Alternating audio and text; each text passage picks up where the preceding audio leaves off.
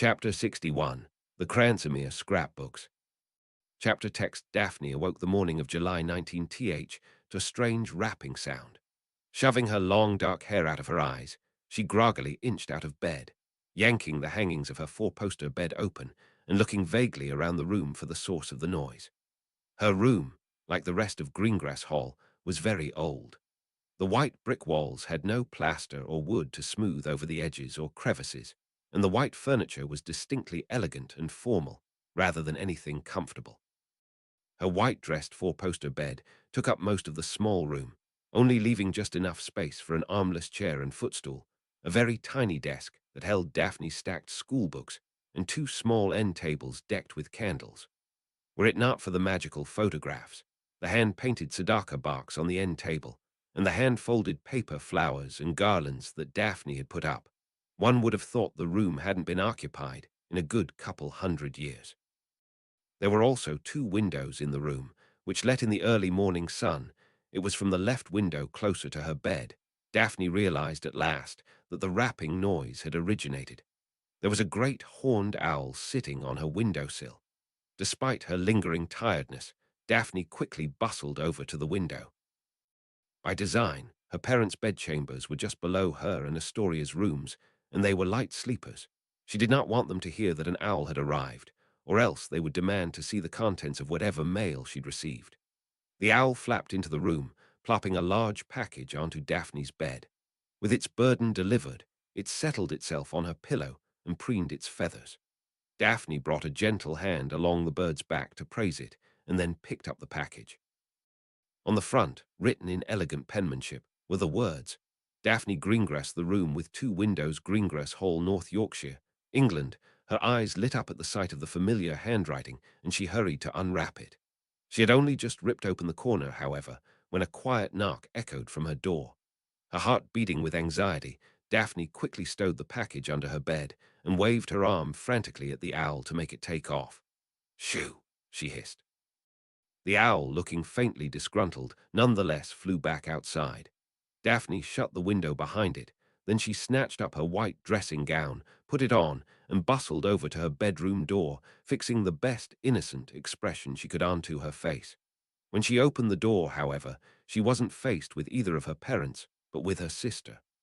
Astoria, Daphne exhaled heavily, relaxing significantly. Daphne and Astoria's fashion preferences couldn't have been more different, and their nightwear was no exception.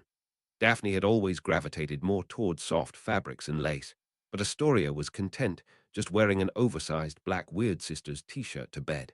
It was a far cry from the white dressing gown and light blue satin nightgown Daphne wore.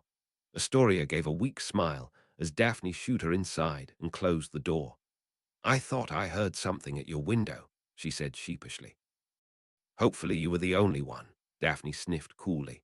Despite her words, her lips were curled up in a small smirk. It's just as well, though. If this package is what I think it is, you might be just as pleased as I am. Astoria blinked curiously as Daphne bent down and pulled the package back out from under her bed. The two sisters sat on the floor together as Daphne unwrapped it, putting aside a folded letter on the bed so she could open the box it had been attached to. Inside was an assortment of new scrapbooks, all with leather covers of different colors, and each personalized with a different letter stitched in gold on the bottom right corner. Daphne's closed smirk spread from ear to ear as she took out one of the scrapbooks, a gray-covered book with a gold cursive letter on it, and handed it to Astoria. This one is yours, she said smugly. Astoria stared from the book to Daphne and back. What? Then her light blue eyes widened. The scrapbook you gave Ron, she realized excitedly. This is the newest edition of the Cransomere scrapbook, Daphne said, nodding in satisfaction as she took out the other scrapbooks one by one. They are all linked together, so anyone whose name is written into the cover will be able to see whatever anyone else puts in. Manufacturer told me he'd try to have them ready in time for my birthday. Now I'll just have to send these others out to their respective owners, and we'll be able to re-establish our link. I figured with the lack of mail security, we could use these. Astoria looked over the books one by one. Canary yellow, violet, orange, teal, pink, burgundy, navy blue, lavender, red, and forest green. Hannah, she said slowly, as her eyes ran over each initial: Millicent, Ron, Kevin, Rose, Owen, Arjuna. Joe, Colin, Bridget. And me, Daphne finished, putting her own pearl-white copy embellished with a gold D down on the floor before she opened the letter and read it. Astoria opened her grey scrapbook, looking over the cover and pages. On the inside was engraved the full names of all 12 Magic contestants in sparkling gold calligraphy. Daphne, Shayna, Greengrass, Astoria, Chana, Greengrass, Bridget, Rhapsody, Jaheim, Millicent, Joan, Bulstrode, Ronald, Bilius, Weasley, Colin, Lewis, Creevy, Hannah, Me, Abbott, Kevin, Elijah, Whitby, Owen, Dwayne, Caldwell, Rosa, Maylie, Zeller, Cho, and Chang, Arjuna, Murray, Balaji. These are beautiful, Daphne, Astoria said admiringly. There's so much care, so much detail. This manufacturer of yours is quite an artist. Daphne smiled proudly, her brown eyes still on the letter in her hands. Yes, yes, he is. She deliberately ignored the questioning look in her younger sister's eyes as she folded the letter back up and shoved it under her pillow. I'll need to send these out quickly before Mother and Father can see them, she said primly as she got up, walked over to her desk and fetched parchment, ink, wrapping paper, and a quill. Since you're awake, would you mind giving me a hand? Astoria grinned. Of course not. After a delicious birthday breakfast of blueberry compote-filled crepes, Daphne opened her presents, a modest pearl necklace from her parents, and a new cookbook from Astoria.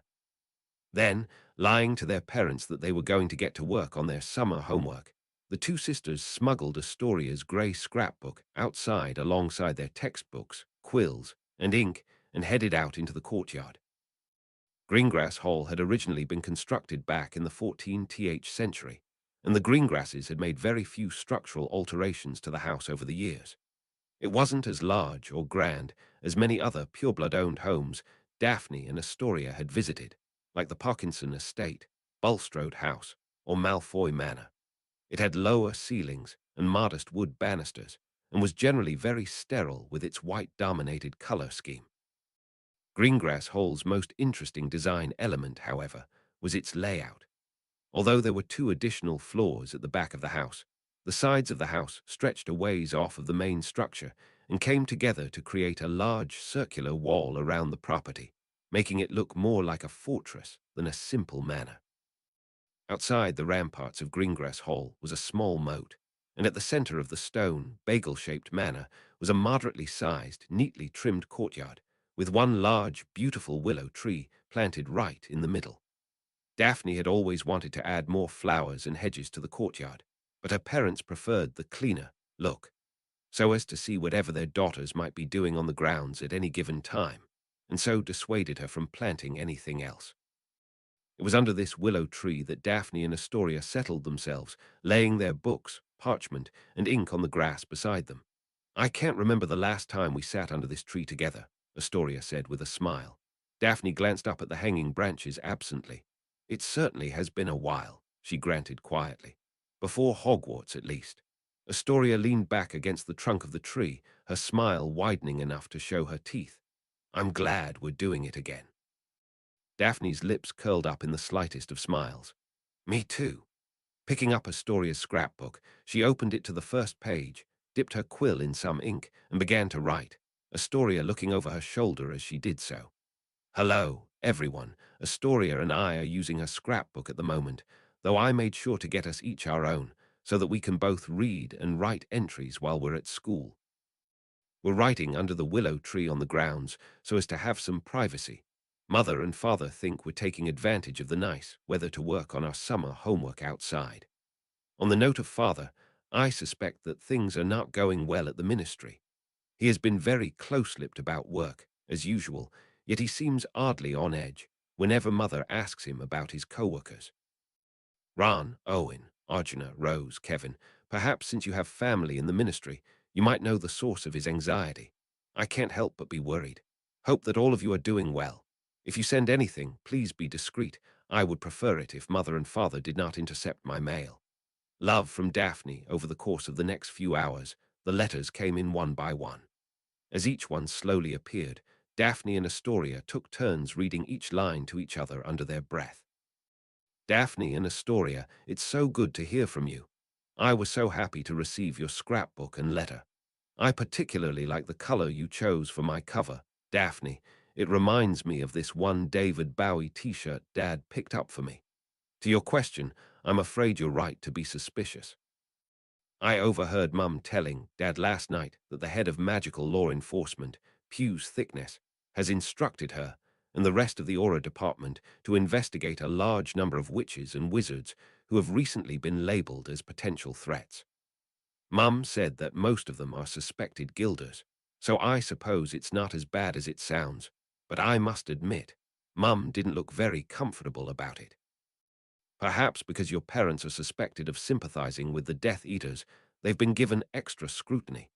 Even if so, though, your parents aren't Death Eaters, and having certain beliefs isn't a crime, so there's nothing the ministry could do to your parents, even if they wanted to. Please don't worry, I'm sure everything will sort itself out. Wallace is very happy to be home. Here's a picture of him enjoying the sunshine next to my window.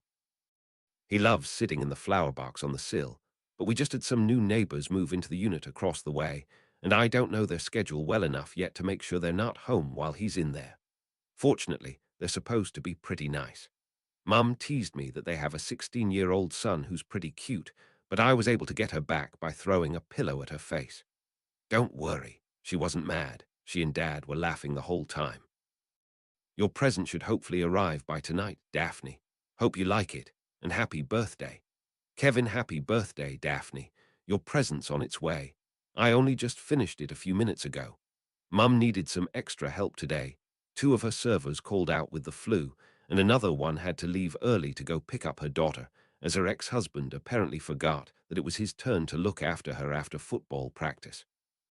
I had some fun imagining the guy's face was every single dirty dish I was spraying with boiling hot water in the sink.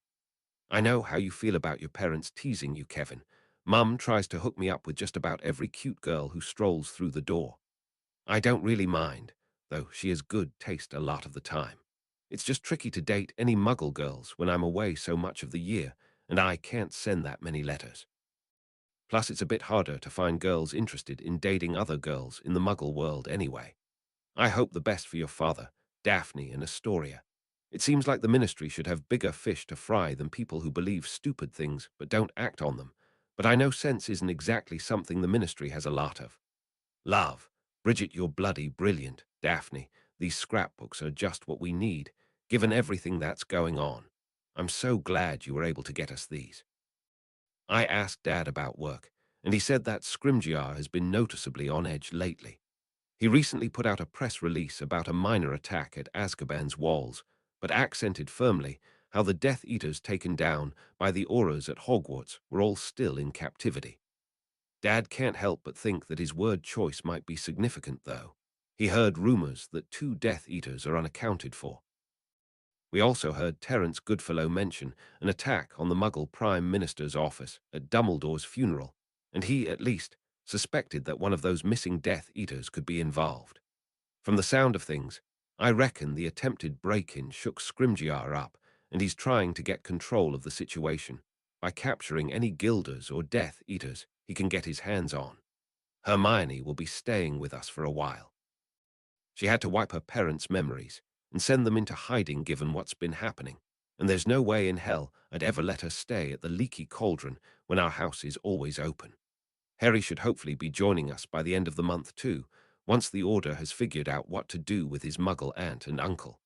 I really can't wait until Harry turns 17 and doesn't have to ever go back to them again. They've always been pretty rotten to him. Bill also wanted to make sure that Harry will be able to come to his and Fleur's wedding in August. I mentioned to Mum that it was your birthday, Daphne, and she insisted on helping me with your present. I apologize in advance for Errol. I had to use him instead of Pig, as he was too small to carry our package. Hopefully he'll get your presents to you in one piece. Talk to you soon. Ron, happy birthday, Daphne. Hope your 17th is a lot of fun. I'm sorry we won't be able to get together and have a party, but maybe the first week of term we can have an informal one in the kitchens. Then we can celebrate Rose's birthday too. It's been quiet at home. A lot of Dad's clients have gone into hiding, so a lot of the concerts and auditions he organized had to be cancelled, which really disappointed him. I've tried to keep his spirits up here at home by getting him to help me bake. He even helped with the birthday cake I sent you, Daphne. He wishes you a happy 17th too. By the way, I laughed reading your letter, Bridget. Dad does the same thing with his clients. Once I had a crush on this one new singer at his talent agency. Right. So he and the singer's mum tried to hook us up on a date only. They didn't even realize she was already dating somebody. So the two of us just spent the entire date at the cafe laughing about what bad matchmakers our parents are. I've been keeping all of you in my thoughts, and I shall continue to do so until we see each other next. Please be safe. Love, Hannah. Happy 17th birthday, Daphne. Hope you got lots of presents. Mine probably won't get to you until tomorrow as I couldn't get to the market today, but I promise I'll make you something nice to make up for it. Everything's pretty normal at home so far. Dad's been nervous about the state of the war. He knows he can't stop working, but he keeps talking about how much he'd like to get us out of the country. I know we don't have enough money to do it, though, and we'd know nothing about the wizarding world in any other countries, so it'd be hard for Dennis and me to continue our schooling. And it's not like I could just jump back into Muggle schooling. There'd be no way I could catch up after spending 5 years at Hogwarts. The Daily Prophet hasn't been helpful in putting any information out, but I read in the Muggle paper that there have been 11 mysterious kidnappings in the last 2 months. If those are the work of those rogue guilders, that could explain Scrimgeour's interest in capturing them at all costs. On a lighter note, if we're talking about matchmaking, my brother Dennis once had a crush on this girl in grade school, but had no idea how to approach her about it. He was afraid of talking to her because he thought he'd babble like an idiot, so Dad suggested to Dennis that he give her flowers, and he did by accident. When class was out at recess, Dennis made a whole bunch of daisies sprout up between him and the girl with magic. Freaked us all out at the time. Fortunately, Dennis got over her after a little while. Here are some pictures of Dennis and me at the local playground. We were feeling down, so we decided to sneak out and go ride the swings for a while. It always cheers us up. Cheers. Colin, Astoria, and Daphne, words cannot fully express how happy I was to receive your scrapbook. It's so beautifully made, and the thought of being able to talk freely with you all is a truly incalculable gift. Thank you, Daphne, and thank you to the friend who made you these. Mama, Papa, and I have moved into a safe house, though Papa still maintains our old house and goes to work as usual, without telling anyone that Mama and I are living somewhere else. Mama doesn't like our new space very much. Papa tried to make it look and feel a lot like home, but Mama has hated the changes in our routine. She particularly laments not being able to go out to the used bookstore anymore, since she can't buy and collect any more new books. My new room also has no windows, which makes it quite a bit darker and gloomier than I'm used to.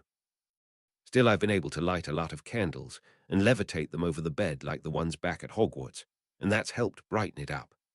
I'm afraid Papa rarely speaks about work to Mama or me, given that a lot of his job is top secret.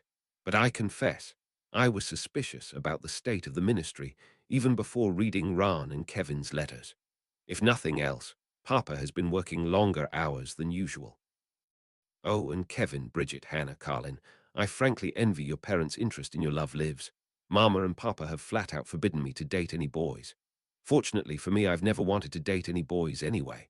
Ha! Regards, Arjuna. Hi, Astoria. Hi, Daphne. I love, love, love my scrapbook. Pink is my absolute favorite color. I hope you like it too, Daphne, as your present is also pink. Everything's okay here at home, though George has been kind of quiet lately. He got a promotion at work, but he hasn't wanted to talk about it, which hasn't made Mum very happy. I've been calling Dad on the phone pretty regularly, and he seems okay too, but one of his co-workers has gone missing. I don't know if it was one of the Guilders, or if the Death Eaters attacked her, and no one's found out yet. Either way, I hope she's okay. Colin, I know that playground in your picture. It's right around where Dad used to live when he first moved out of our house. I loved riding those swings. Here are some kisses from Mr. Whiskers. Sorry it's a Muggle picture and not a magical one. Mr. Whiskers much prefers Muggle cameras, as they don't puff smoke. I got him to kiss the camera by putting some chocolate pudding on the lens. It's his favorite. Zuxox, Rose, dear Daphne and Astoria, this scrapbook is so lovely. Thank you so much for the wonderful gift. Now I'll be able to just tape your birthday present here, Daphne, rather than send it. I had to paint this from memory, as I didn't have a photograph of you with me, but I hope you like it. I'm really glad I had you holding our white kitchen scrapbook, now that you've sent around these pretty new ones. New York City is truly an amazing place. It's been so fun to explore everything. I've only been able to sightsee on my days off, as work has kept me busy, but at least I was able to go to the Empire State Building. Here are some of the pictures I took. The Department of Magical Games and Sports is very different at the Macusa than it is back home. I toured the one at our Ministry of Magic before I left, and everything was pretty straightforward, even if the offices were a bit cluttered.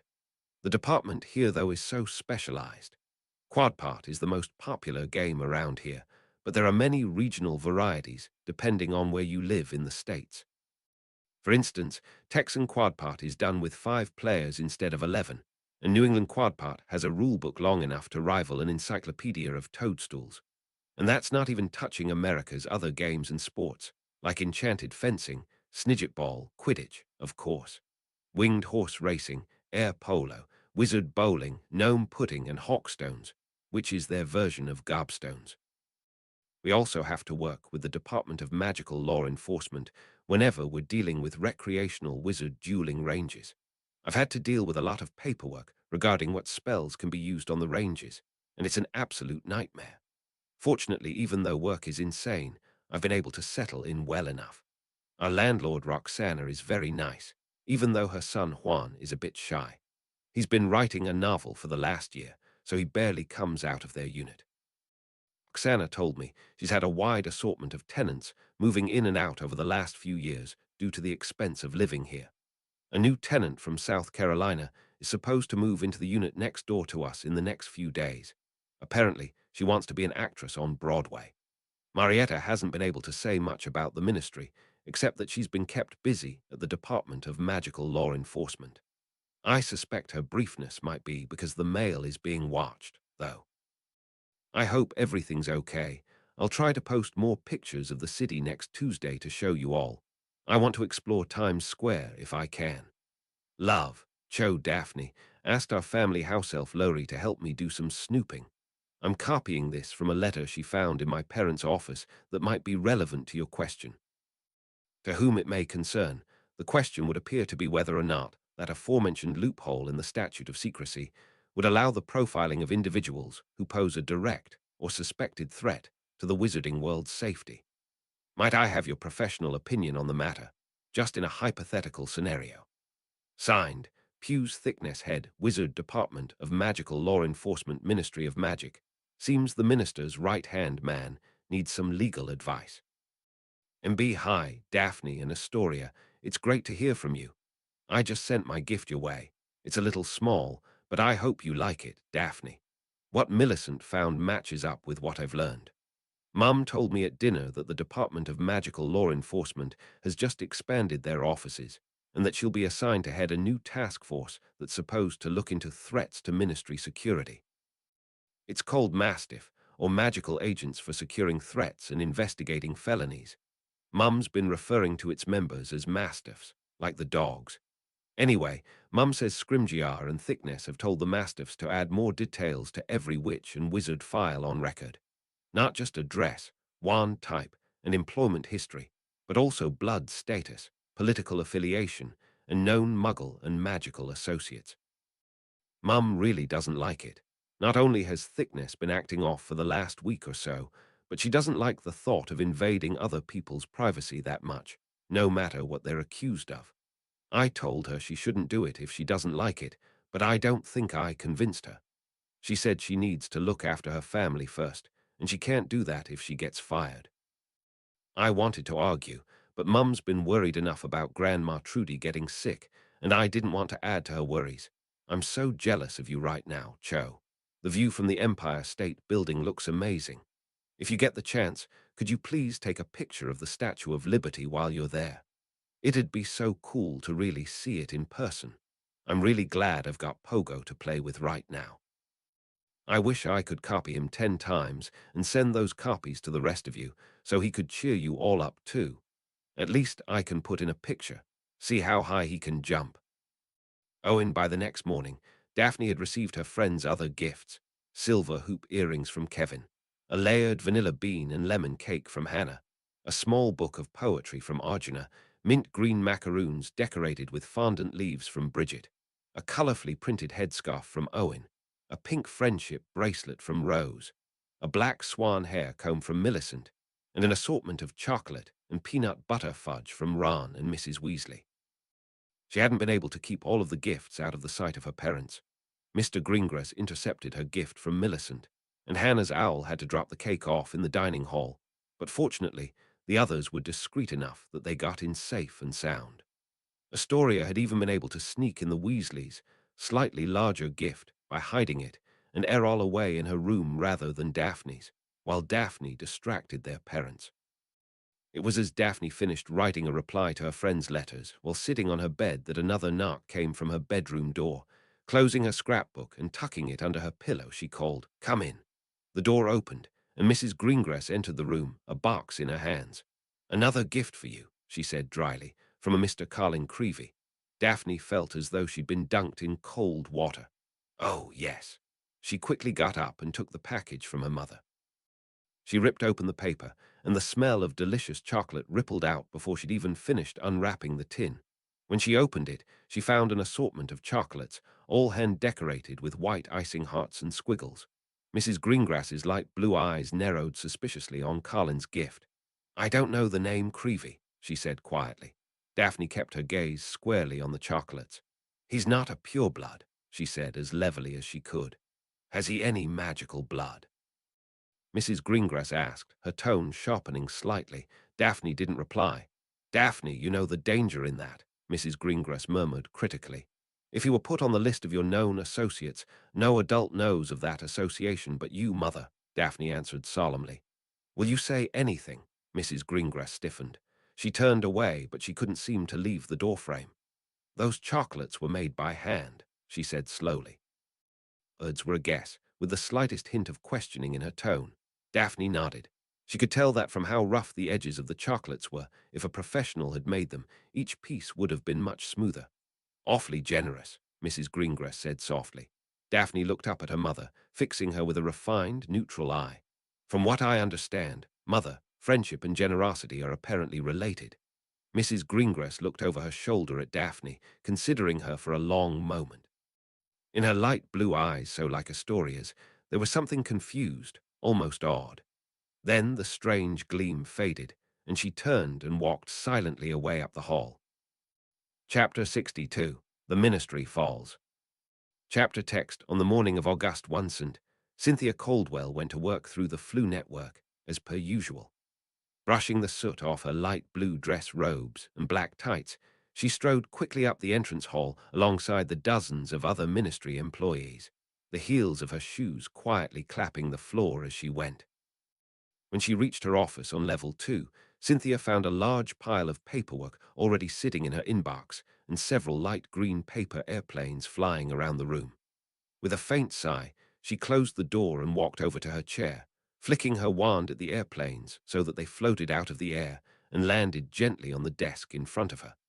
Then, one by one, she went through each letter. Most of them were departmental memos, though the last one was an update from St. Mungo's. Her mother, Gertrude Barnum, otherwise known as Trudy, was feeling much better and would likely be well enough to leave the ward later that day. The note left Cynthia feeling a little more relaxed. While Trudy was sick in the ward, Cynthia had had to leave Owen at home on his own, so she was glad that Trudy would be able to look after him again. She knew Owen would be very happy to have his grandmother back at home too, as it meant he could leave the house during the day instead of being a locked-up latchkey kid. Cynthia was just finishing up adding some new information sent down from the Aura office to the files left on her desk when there was a knock on her door. "Come in," Cynthia said without looking up. The door opened, before being abruptly closed again with a quick snap. Cynthia looked up, and to her surprise, Millicent Bagnold was standing in the doorway of her office. "Minister," said Cynthia, bolting to her feet immediately. Bagnold was dressed to the nines in orange and canary yellow, her dark hair in wild curls that contrasted sharply with Cynthia's magically straightened locks. Her eyes appeared very stormy as they darted back to the door and then up at Cynthia. "Cynthia," Bagnold said very quietly and very seriously, I need your help." Cynthia blinked, startled. She'd known the once minister for a very long time. Her father, Martin, had worked alongside Bagnold at the Department of Magical Law Enforcement back in the day, and Cynthia would often see Bagnold whenever Martin would bring her into the office when she was a little girl. So hearing something like this from Bagnold was the very last thing she expected. "My help?" Bagnold strode forward and slammed a hand down on the open file on Cynthia's desk. "The ministry has been compromised," she whispered urgently, her eyes narrowed and flaring with strength despite their terror. "It's Pew's. He's been imperiused by the Death Eaters. I had come to visit him on his request and witnessed one of his staffers using the imperious curse on Savage. The new head of the Aura Department," said Cynthia, her voice quite a bit shakier than Bagnold's in her shock. "Yes," said Bagnold. "That staffer has to have been impersonated by a Death Eater. If so, then that means the Death Eaters now have control over two of Rufus's most powerful subordinates, maybe more. And if they either successfully control or kill Rufus, then the ministry will not survive. Cynthia, you're in charge of the files of every witch and wizard in Great Britain, where they live, what their ancestry is, even which Muggle-born children will be going to Hogwarts next year. We must destroy those files, every last one of them, before the Death Eaters find their way in." There was an abrupt, muffled explosion from the floor overhead. Bagnold looked up toward the ceiling, her back stiffening like a frightened cat's and her eyes going very wide. "It's begun," she whispered. Cynthia looked from the ceiling to Bagnold, panic starting to set in. "Minister." Bagnold clutched the younger woman's arm tightly. "It's up to you. Destroy those files. It's the only way to save our world from he who must not be named." With a sweep of her robes, she ran out of the office, leaving the door ajar behind her.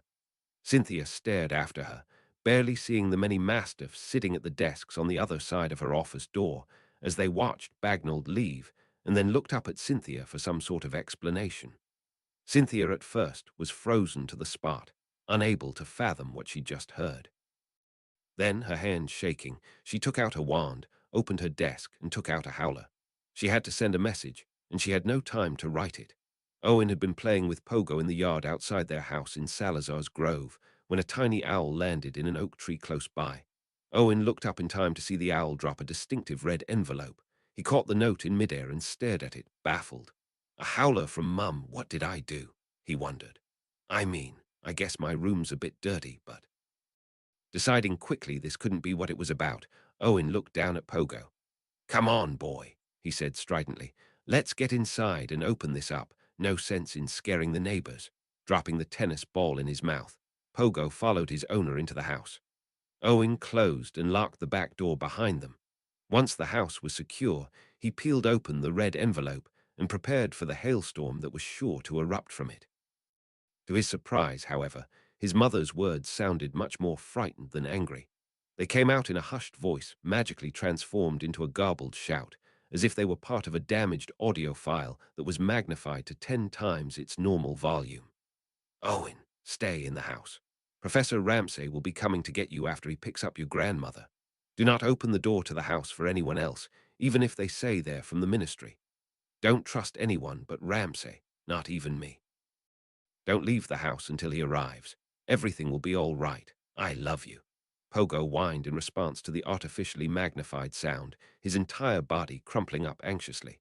Owen stared as the red note ripped itself up into tiny pieces and dissolved away into flaming cinders. Don't open the door to anyone, even if they're from the ministry. What could that mean? Was something wrong at the ministry? Why would Ramsay be coming to get him? Was it no longer safe at home? And why? Why would his mother say not to trust her? The only thing that could make Owen not trust her is if she was suddenly not in control of herself, like if she'd been turned into an inferi, or if she, the imperious curse. The Death Eaters used it to take control of innocent people and make them do their bidding. But why would she have to worry about that unless? Owen's fear rippled through every fiber of his body. His mother was in danger, and she knew it. Why else would she shield him? Why else would she try to reassure him that everything would be all right? Didn't she and his father do the same thing right before his father died in the hospital? If he didn't do something, then he would never see his mother again. She would be gone forever, with her last words to him holding the same sentiment as his father's, that everything would be all right. His eyes flooding with tears of pain and righteous fury, Owen scrambled up the stairs to his bedroom. He flung open the door, snatching up a part of flu powder in one hand and the burgundy scrapbook Daphne had sent him in the other, and charged back downstairs. He dashed into his mother's office, dipped a quill in some ink, and wrote a quick, messily scrawled message into the scrapbook. There are Death Eaters inside the ministry. I don't know how, but my mum just sent me a message, and I'm going to go help her. If they get their hands on the new Mastiff files, then they'll be able to find any witch or wizard they want. All of you, get somewhere safe. I'll write again as soon as I can. Owen barely giving the ink enough time to dry, Owen closed the scrapbook so no one else would be able to read it, dashed into his mother's office fireplace, threw a fistful of flu powder down toward his feet, and cried, "Ministry of Magic," at the top of his lungs. With a flash of green, the boy disappeared, leaving poor Pogo gasping anxiously after him. The Department of Magical Law Enforcement was in chaos. After Cynthia had sent her vocal messages to Owen and Ramsay, she tried to urge her subordinates into action, but before she could summon any words, 3 auras charged into the room. "Cynthia Caldwell, you are under arrest," declared brown-haired, long-lashed Hattie Allerton Whitby, who led the group. Cynthia faltered, shocked. Under arrest? For what? For aiding and abetting Millicent Bagnold, a fugitive charged with treason, an aura with a dirty blonde buzz cut said fiercely. "Now surrender your wand, or we'll be forced to stun." No," Cynthia stammered, her voice shaking with terror. "Wait, please, you don't understand. Surrender your wand and stand down, or we'll be forced to stun," barked the aura with the buzz cut again. "Wait. Let me explain. You may explain in the custody of your superior," the male aura said flatly, almost coldly. "Pugh's Thickness will be delighted to listen to your story." It was then that Cynthia realized. He was under the imperious curse too. Realizing that she would soon be overtaken, she raised her wand and pointed it right at the aura with the buzz cut. Bang! With a blast of magic, the aura was catapulted off his feet, his wand flying out of his hand as he was slammed up against the wall. The other 2 auras opened fire, and Cynthia started rapidly deflecting spells, rushing out of her office and down the hallway as fast as she could. She had to reach the Mastiff archives. In the atrium, everything looked normal, but Owen knew it wasn't. He darted through the crowd, narrowly dodging security by hiding in a crowd of navy blue-dressed unspeakables, and ducked into the lift. Pressing the button marked for level 2, he waited impatiently for the other employees to get off before he was left alone and could get off at the right level. As soon as the elevator doors opened, Owen found a floor in disarray. Several desks had been overturned, and the employees therein looked shaken, as if a bomb had just gone off. Owen immediately dashed over to a very young employee with curly orange blonde hair on the floor. "What's going on?" he demanded. She looked up, and Owen noted the odd pimples speckled across her nose. His eyes widened slightly. "Your Cho's friend," he realized. "Marietta." Marietta was startled at being recognized. Then, after a moment, she realized whom she was speaking to. "Owen," she said in a hushed voice. "Marietta, where's my mum?" Owen asked urgently. Marietta's face had gone very pale. Her dark eyes darted down the hall on the other side of the desks and then back to Owen. "Your mother, the auras, they're trying to arrest her." "What?" said Owen, horrified. "They say she and Bagnold are charged with treason," Marietta explained weakly, looking very shaken. "I hadn't believed it, but when they told her to stand down, your mother disarmed Paul Colton and started running." Owen heard her, but it felt like her words were echoing down a long corridor in his brain. His mind racing so fast he couldn't have thought rationally if he wanted to. He barreled down the hallway, even as Marietta tried to call after him. "Owen, come back." In the Minister of Magic's office, Bagnold and Scrimgeour soon found themselves locked in a duel by the Imperious Pugh's Thickness and Savage. They were able to hold their own pretty well at the start, given that both of them were excellent duelists, until Thickness's bespectacled staffer entered the office. Bagnold and Scrimgeour both turned on the young man, raising their wands and casting silent stunning spells. Bam! With a single flick of his wand, the young, bespectacled man rebounded both stunning spells into the wall, blasting open the cement, and threw both Bagnold and Scrimgeour off their feet and across the room. Despite colliding with Scrimgeour's desk, They somehow managed to keep a hold of their wands, and Scrimgeour somersaulted over the desk to land on his feet on the other side, blasting more vicious red and black spells at the staffer. Alas, Scrimgeour was clearly outmatched. The staffer's shield spells were done so effortlessly it was as though he was casting them in his sleep. "Quite an impressive show of force," said the staffer coolly. "But not enough. I'm afraid far from enough." Bagnold regained her posture enough to raise her wand again. Summoning a flurry of white, she blasted into the staffer's back. At once he was encased in solid ice, and for a short moment it looked like he'd been restrained. Then, in a matter of seconds, the ice shattered into 1,000 sharp, glass-like pieces, which the staffer sent flying back at Bagnold all at once. Ulk! The ice buried itself into her flesh like knives. Blood spurted out of every wound the ice shards inflicted to her arms, chest, neck, and face, staining the orange and yellow fabric of her robes. Then, as if in slow motion, the once minister of magic fell, her body collapsing to the ground almost as gracefully and quietly as a leaf shed from a tree in the fall. Scrimgeour looked down in horror at his predecessor, lying dead on the ground, as the staffer gave an oddly high-pitched laugh. "So your fight ends, Millicent Bagnold," he said with the coldest and smuggest satisfaction, his eyes flashing a cruel scarlet. Scrimgeour stared, thunderstruck, as the bespectacled man's frame started to morph and melt, becoming paler and taller and skinnier, with slit-like nostrils and vicious blood-colored eyes. With a callous hand, he shed the glasses from his face, tossing them to the ground and crushing them under his foot. "And soon too shall yours," said Lord Voldemort. Owen reached the hall containing the Mastiff records within a minute and found his mother already there, setting the shelves ablaze with her wand one by one. "Mum," Cynthia looked up, and her face filled with horror at the sight of her son rushing towards her. Owen, what are you doing here? Did you really think I'd just stand back and do nothing?" Owen challenged her. Several stunning spells missed them by inches. Cynthia ducked behind a flaming bookcase, pulling Owen after her. Then she whirled on her son, her dark eyes welling up with angry, terrified tears. "Owen Dwayne Caldwell, you're going back home this instant. No way am I leaving you here." Owen shot back fiercely, his eyes filling up with tears too. "I already lost Dad. I'm not losing you too."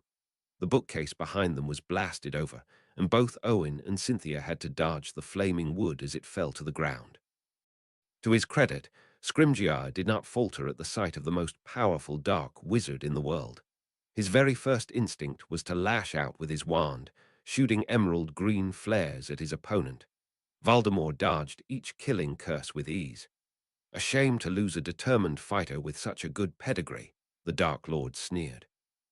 He brought his wand around in a tight circle, and in an instant, Scrimgeour's wrist was forcibly twisted around so harshly and fully that the bones broke with a horrible crack.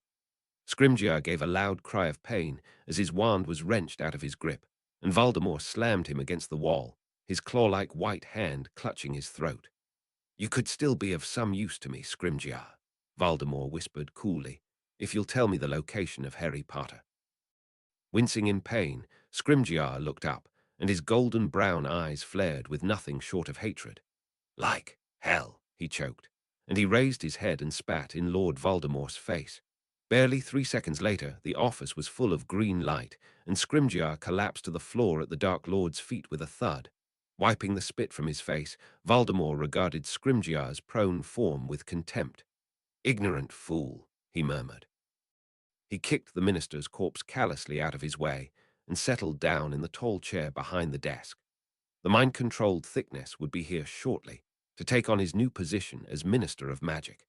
Then, once all the loose ends were tied up, the extermination of the mudbloods and filth of the wizarding world could really get underway. The auras were coming in larger numbers to the Mastiff Archive, trying to contain the out-of-control flames.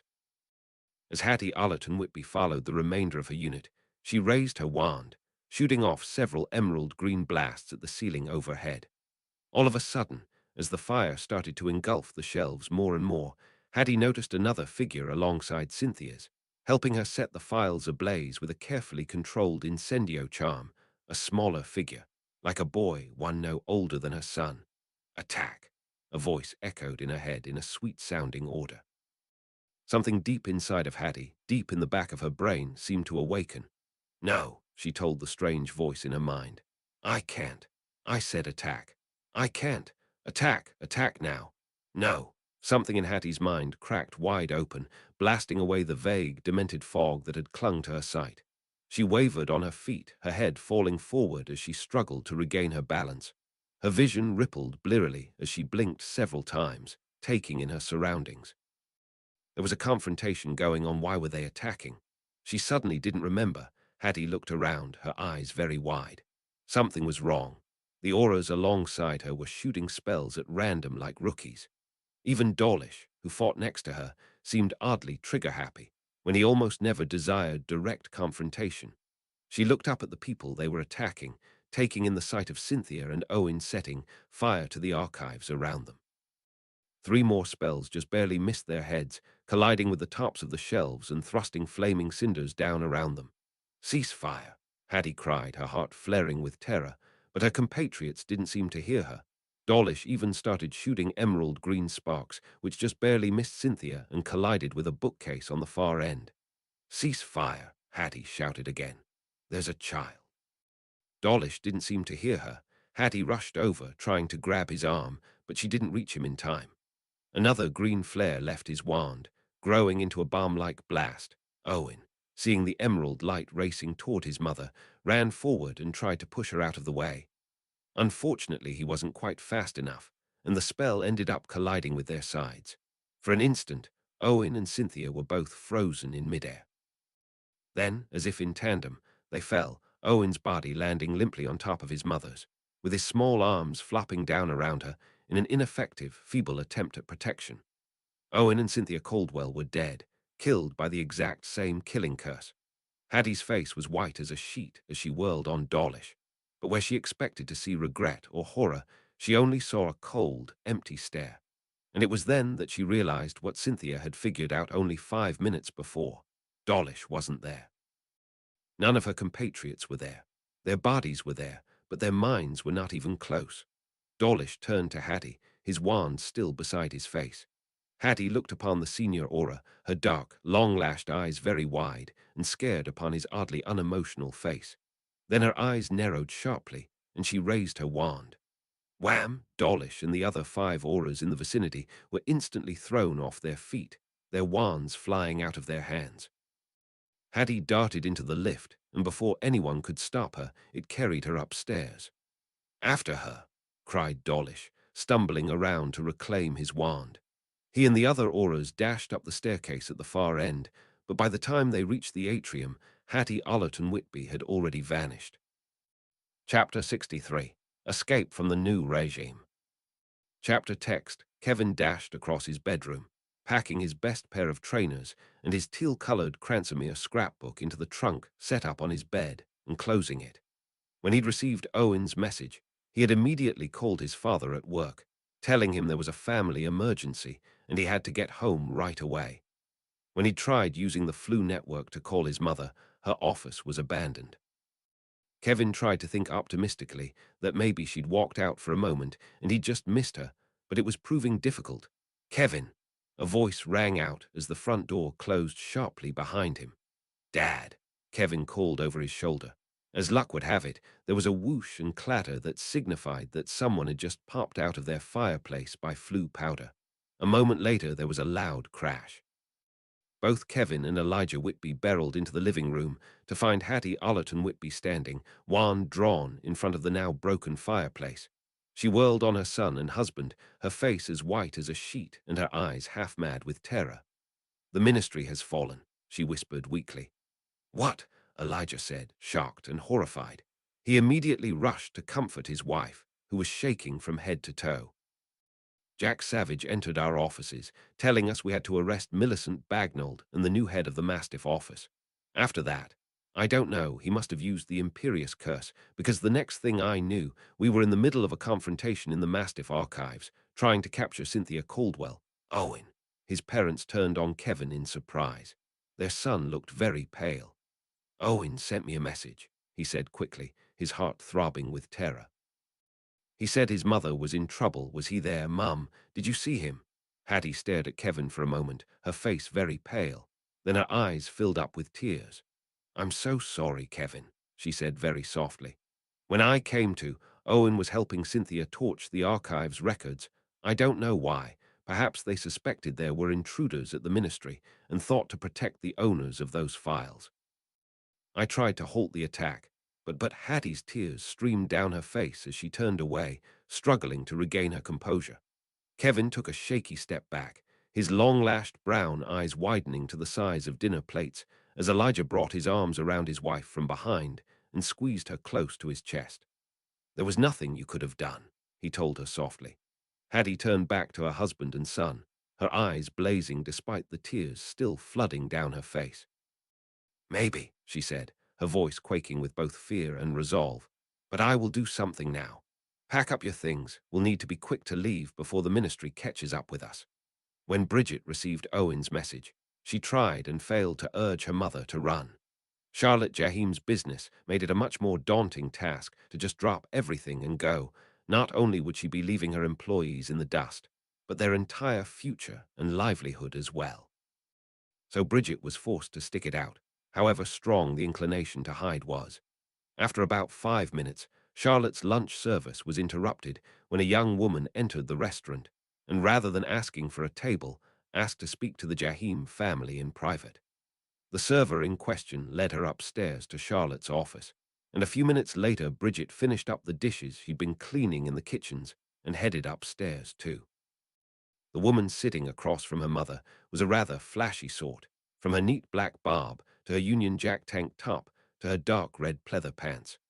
Bridget thought she rather looked like she just popped out of a Spice Girls music video. Her face was very solemn and stoic, as if she were a model on a magazine cover, rather than anything living and breathing. As soon as Bridget came into the room, the flashy woman immediately got up, her blue-shadowed eyes widening only slightly. "Oh, good, you're here, Bridget," she said quickly. "Close the door, please." Bridget did so, though she appeared no less suspicious as she looked from the woman to her mother and back. "Who are you?" she asked. "My name is Evelyn," the woman replied. "Gordon Ramsay sent me." "Professor Ramsay?" Bridget said, startled.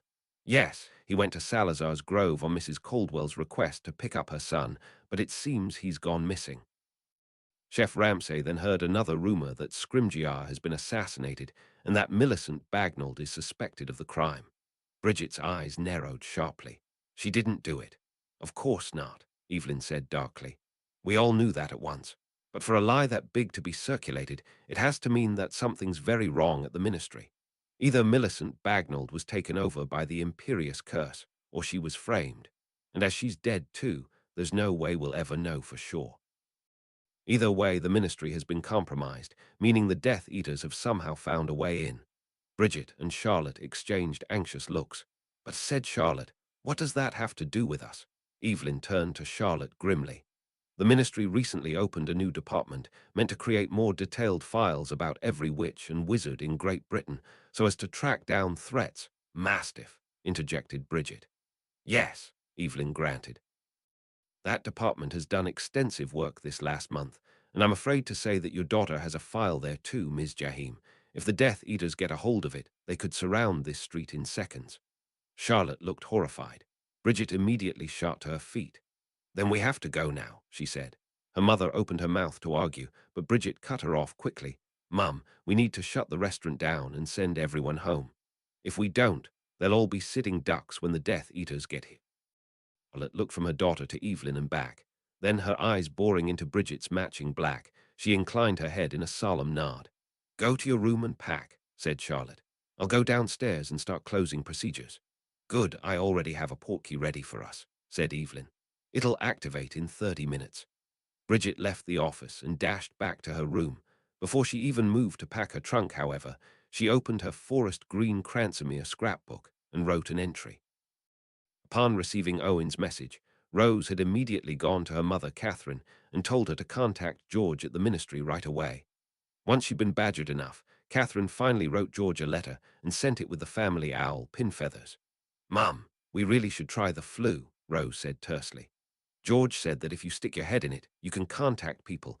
George told us to always use owls." Catherine cut her off tensely. But Mum, Owen says there are Death Eaters there. Rose shot back, frustration creeping into her voice. All the more reason not to use the flu network, Catherine told her firmly. Our voices could draw attention to the fireplace, to George's office. We can't risk it. Rose opened her mouth to argue, but Catherine brought a hand up to trail through her daughter's brown hair. George works right next door to the aura department, she said reassuringly, and there are dozens of auras. There'll be more than enough to protect the ministry. However reassuring her mother's words were, it didn't make Rose any less anxious as the minutes dragged by.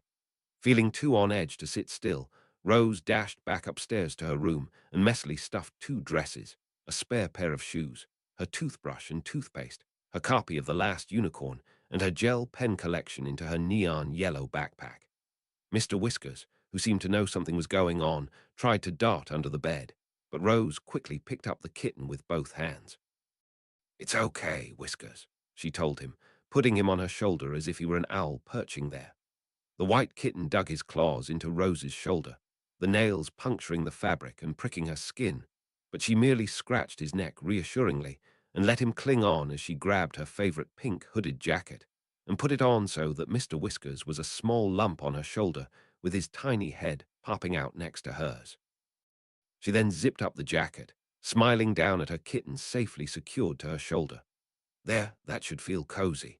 The last thing Rose made to pack was the pink Cransomere scrapbook Daphne had sent her. Cracking it open one more time, the little Hufflepuff noticed a new cluster of words had appeared on the page below Owen's message, scribbled in familiarly sharp, brisk handwriting. "Guys, a friend of Ramsay's has come to pick up my mum and me and get us somewhere safe. She says that Scrimgeour is dead, and Bagnold has been accused of murdering him, but of course that can't be true, so the Death Eaters must have done something. She also said that Ramsay was supposed to go pick up Owen, but he must not have gotten there before Owen left. I'll write more later." Bridget Rose's eyes trailed across the page, widening with each word.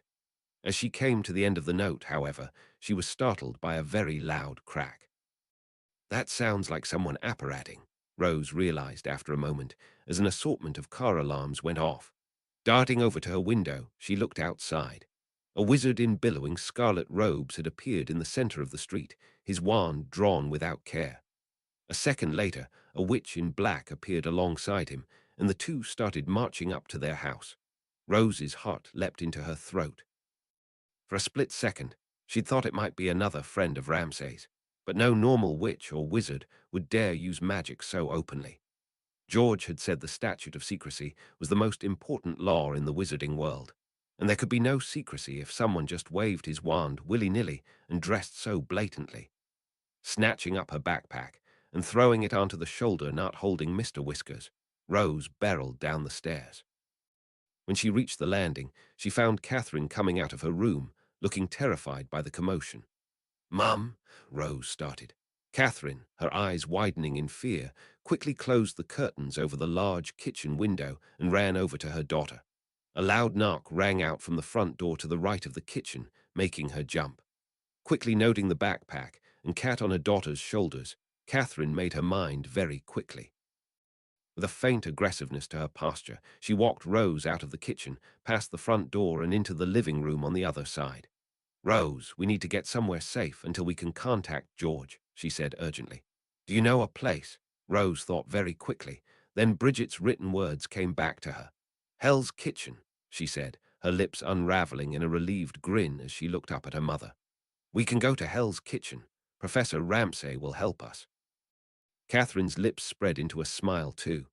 "Then that's where we'll go." Another knock came from the door, louder and harsher this time, and Catherine flinched. Trying to stay calm, she quickly scooped out a pile of flu powder from the white serving dish on the mantel and handed it to her daughter. "Go, quickly. I'll be right behind you." She shoved Rose into the living room fireplace. Rose secured her free hand on top of Mr. Whiskers on her shoulder, and swallowing her terror, she obediently threw the flu powder at her feet, throwing ash and fiery green dust into the air. "Hell's Kitchen, Wandsworth Green," she cried very loudly and clearly, just as George has taught her. Green flames enveloped her vision, and she was catapulted away into the abyss. 5 seconds later, the front door was blasted open, and the strange witch and wizard entered the room, just in time to see Catherine reaching out as if to grab her own fistful of flu powder. She froze, her hand just over the serving dish, and stared back at the witch and wizard whose wands were pointed directly at her. "Where is Rose Zeller?" the witch demanded, her voice unusually hard. Catherine's lip trembled. Very slowly she withdrew her hand from the fireplace, turning to face the terrifying figures. "She's not here," she said, her voice amazingly strong despite her shaking frame. Colin, when he read Bridget and Owen's messages, had immediately dashed over to his and Dennis's shared bedroom to find his younger brother. "Dennis, the ministry." Colin held up his red Cransomere scrapbook so Dennis could read the notes. Dennis's eyes grew very wide. Then he looked up at Colin. "Dad," said Dennis in concern. "He's still on his route. We've got to go get him," Colin said firmly, preparing to run for the front door. "Colin, wait." Dennis grabbed his arm. "We can't just leave the house without our stuff," the younger Creevy reminded him. "What if we don't have a chance to come back home? We'd be leaving behind food, clothes, money, Dad's prescriptions," said Colin, nodding in agreement. "You're right. We'll need to pack up. Then we can call a cab, take it to the warehouse, and pick up Dad." The two boys stumbled upstairs to the crawlspace above the Creevy family's tiny flat, looking for their trunks. They had no idea how much time they had. All they could do was pray they could pack up everything they needed and reach their father before the Death Eaters found them. Bridget was just stuffing her beat-up pair of white trainers into her trunk when Charlotte came darting back up the stairs. "Bridget," she said. "Bridget, we've got to go right now." She grabbed her daughter's hand with one hand and her trunk with the other and yanked them both downstairs.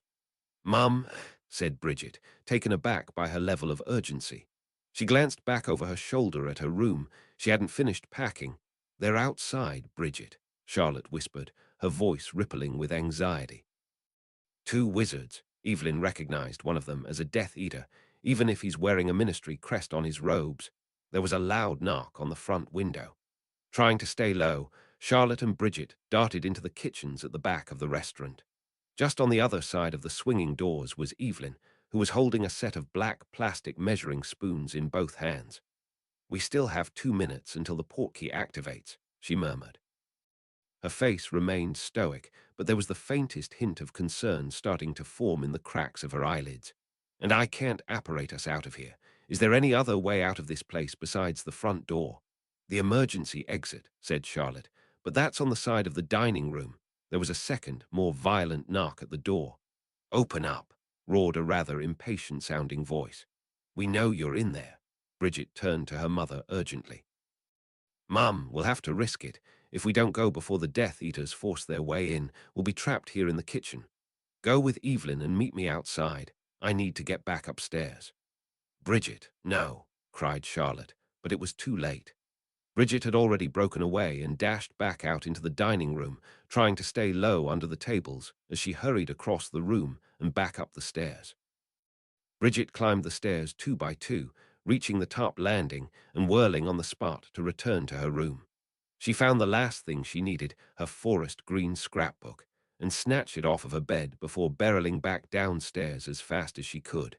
It was as she reached the bottom of the staircase that the wizards at the front door blasted open the front door. Bam! The huge chuck of the front wall was shattered, and the pieces went flying. Bridget had to duck and cover to avoid the debris hurtling through the air. Rolling over on the ground, Bridget stumbled back to her feet, trying and failing to stay low under the tables that had been knocked over in the blast. "There, the mudblood," cried one of the wizards, who had unusually blunt features. Bridget ran, avoiding a barrage of red, stunning spells, as she headed for the emergency exit on the other side of the room, clutching her scrapbook close to her chest. "Bridget!" Bridget just barely made out her mother's terrified voice outside the emergency exit door. "The portkey, hurry!" The blunt-faced wizard, no doubt the Death Eater Evelyn had recognized, started blasting spells at the ceiling. Fragments of plaster and wood started coming down in flaming fragments, setting the white tablecloths ablaze. Dodging flames and red hexes, Bridget somehow made it outside. Evelyn held one of Charlotte's arms securely with the hand not holding the portkey, which had started to vibrate forebodingly. "Hurry, Bridget," said Charlotte, thrusting out a hand to take her daughter's. Take my hand." Bridget dashed forward, reaching for her mother, but before she could reach her, she was snatched up by the neck of her shirt and yanked just out of Charlotte's reach. "Not so fast," snarled the blunt-faced Death Eater. "Bridget!" screamed Charlotte. But before she or Evelyn could do anything, the portkey activated, and the two vanished into nothingness. Bridget, her black eyes wide with terror upon the spot her mother had just been standing, looked up at the Death Eater holding her. His eyes flickered menacingly to the scrapbook clutched in her hands. The scrapbook, her scrapbook, which held messages no one else could read, but had the names of her friends written into the inside cover. In a flash, Bridget made up her mind. Slipping her wand from her jean pocket, she whispered, "Incendio." The forest green Cransomere scrapbook burst into flame, and she threw it right at the blunt-faced Death Eater's face.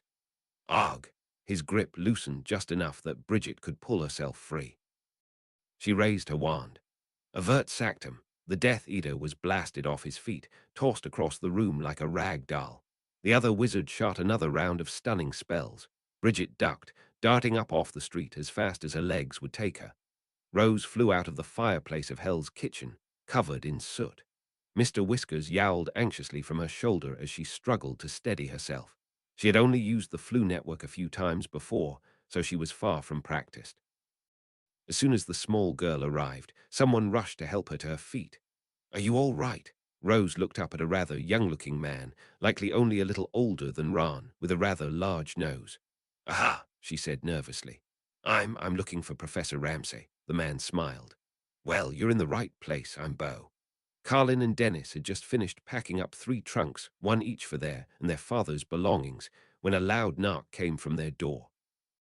2 brothers immediately stiffened and turned to each other worriedly. "Hold on to your wand," Carlin whispered as he rose to his feet and moved toward the door. Dennis followed behind, likewise keeping a tight grip on the wand in his pocket. Carlin walked over to the front door, stopping just on the other side of the wood.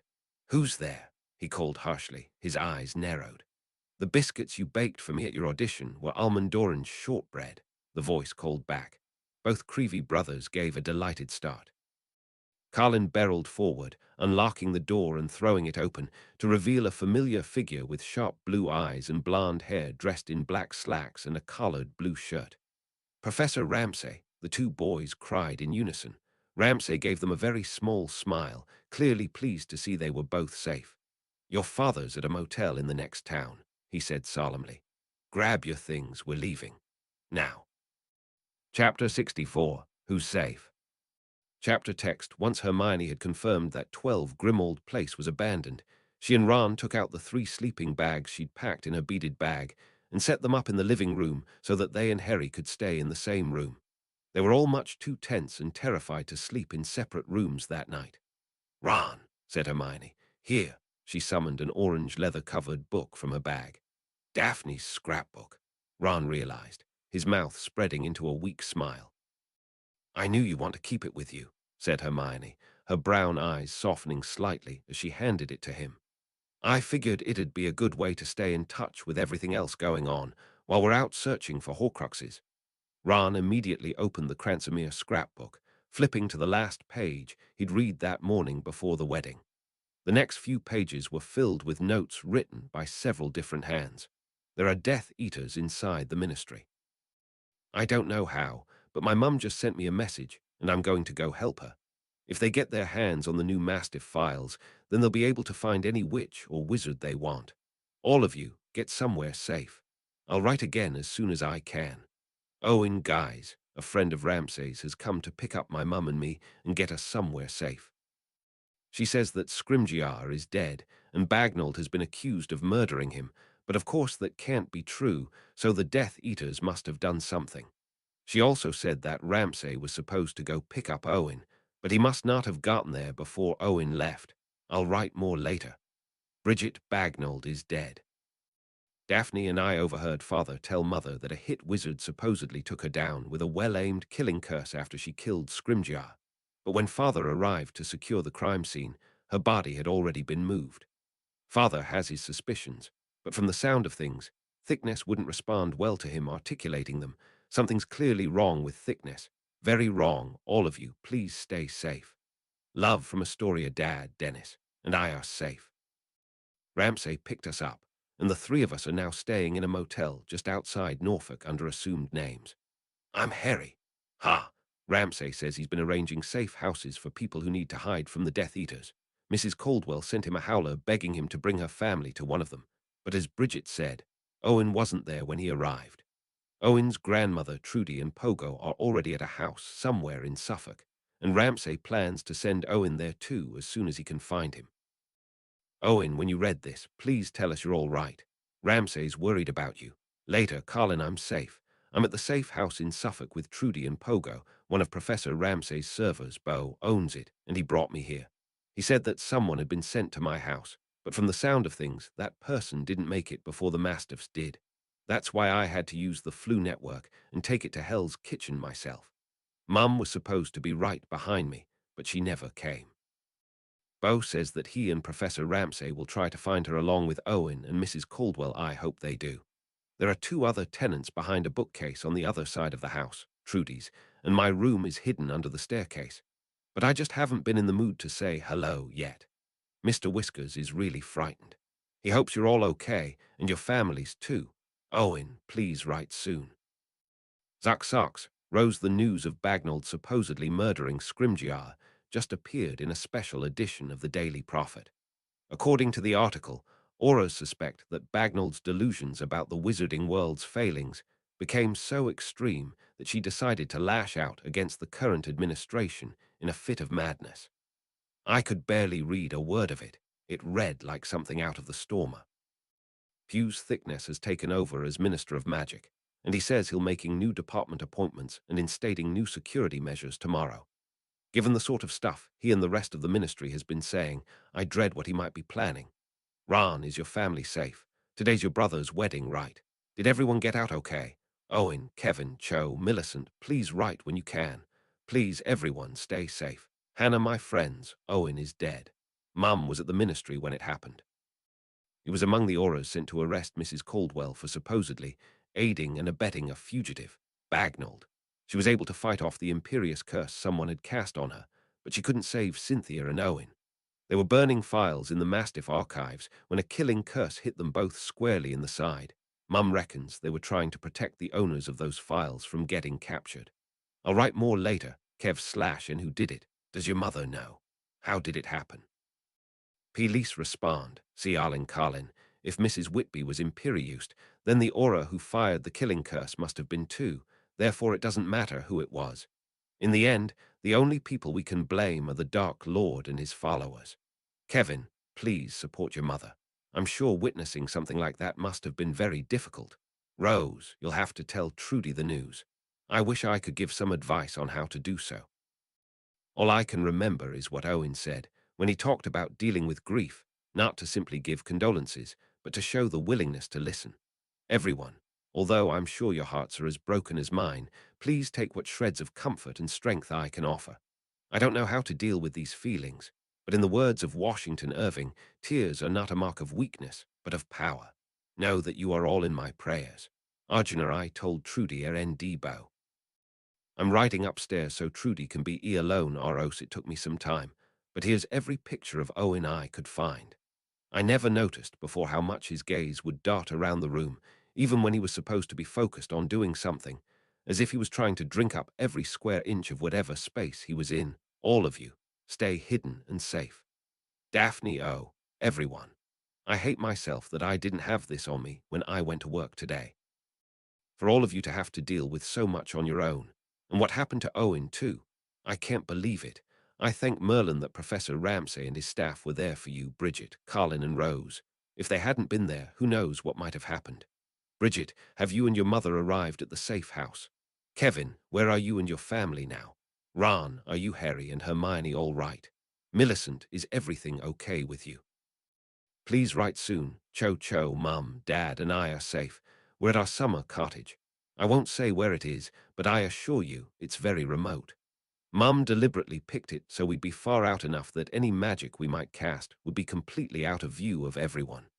Rose, has Bo mentioned anything about where Bridget and her mother are staying? Is their safe house close to you? Kevin Bo says that Bridget and her mum were assigned to stay with one of his co-workers named Evelyn, and she doesn't live too far from here. He promised to check in with her when he goes out to meet with Professor Ramsay and the other helpers. So, Rose, I'm safe. But that's not important. Mother was just offered the position of head scribe of the Wisengamot.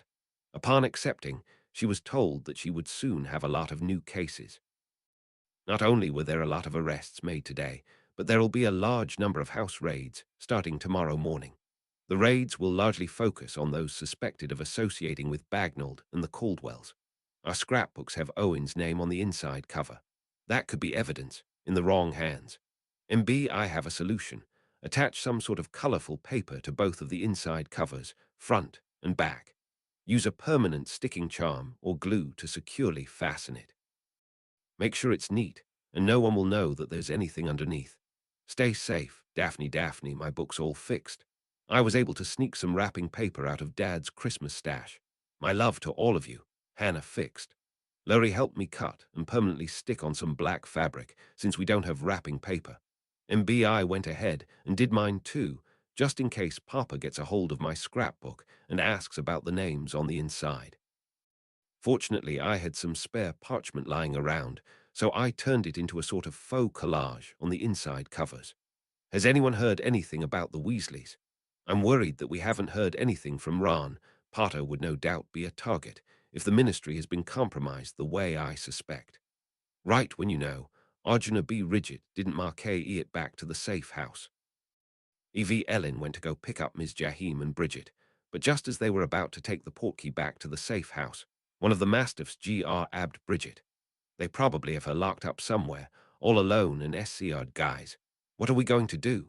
Rosie Lowry volunteered to look at the files of the new clients sent over by the ministry.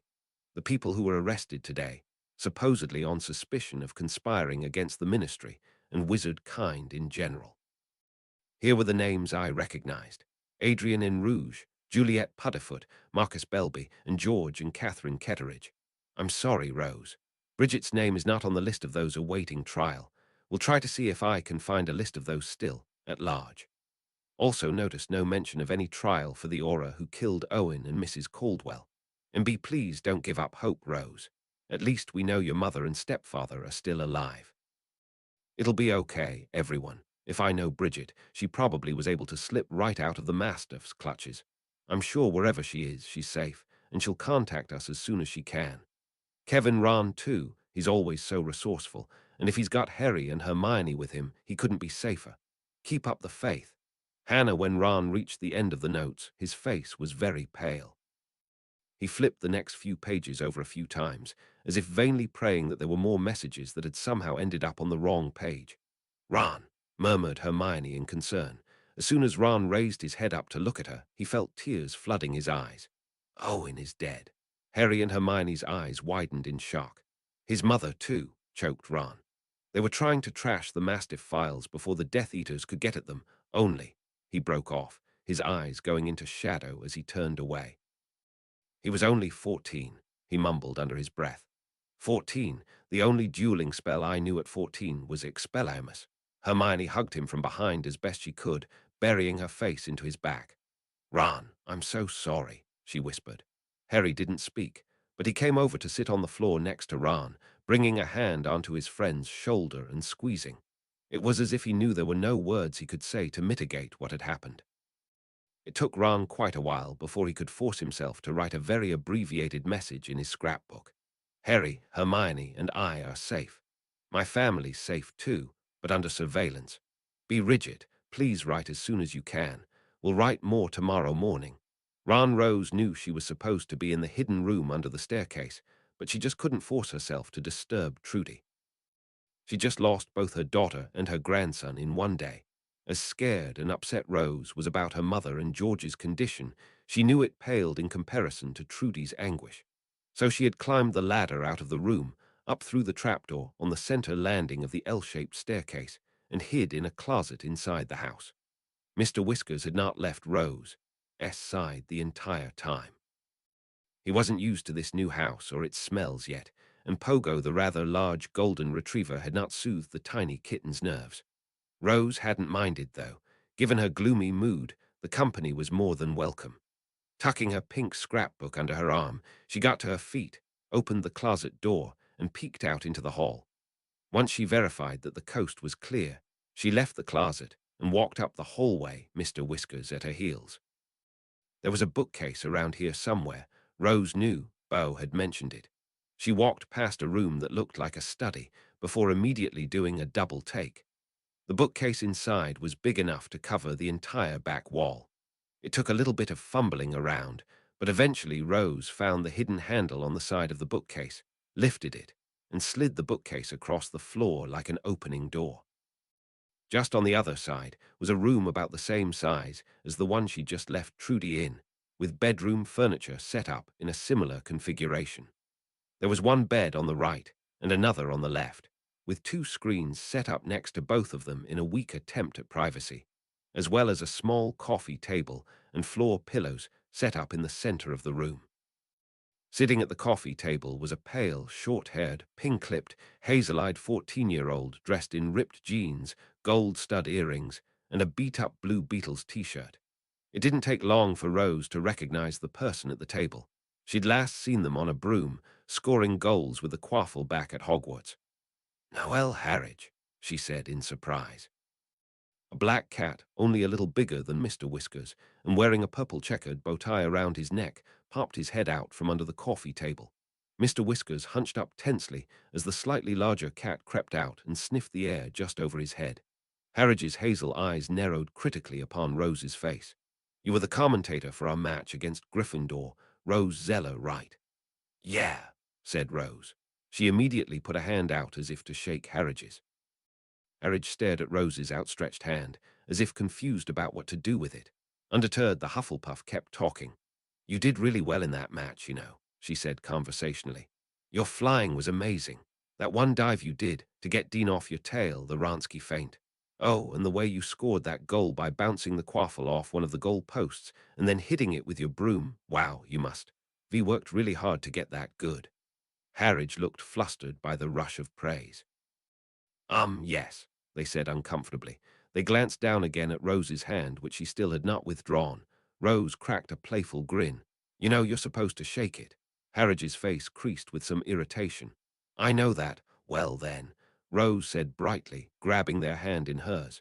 "It's very nice to meet you formally, Noel Harridge. Wish it was under better circumstances, of course, but nice all the same." She released their hand once she had heartily shaken it twice. Harridge stared at Rose like they hadn't encountered anyone quite like her.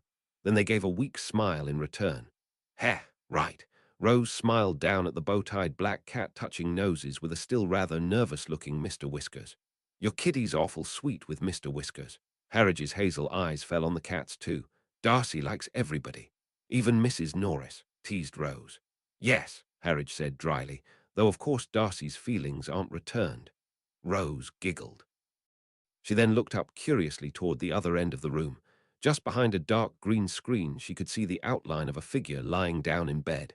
Harridge noticed her focus and scowled at the screen. "I'd recommend leaving him be," they muttered sourly. "He's a pain in the arse on his good days. I frankly don't know why the hell Ramsay decided to help him out at all." "Why?" asked Rose. "Because he's Death Eater scum," Harridge snarled.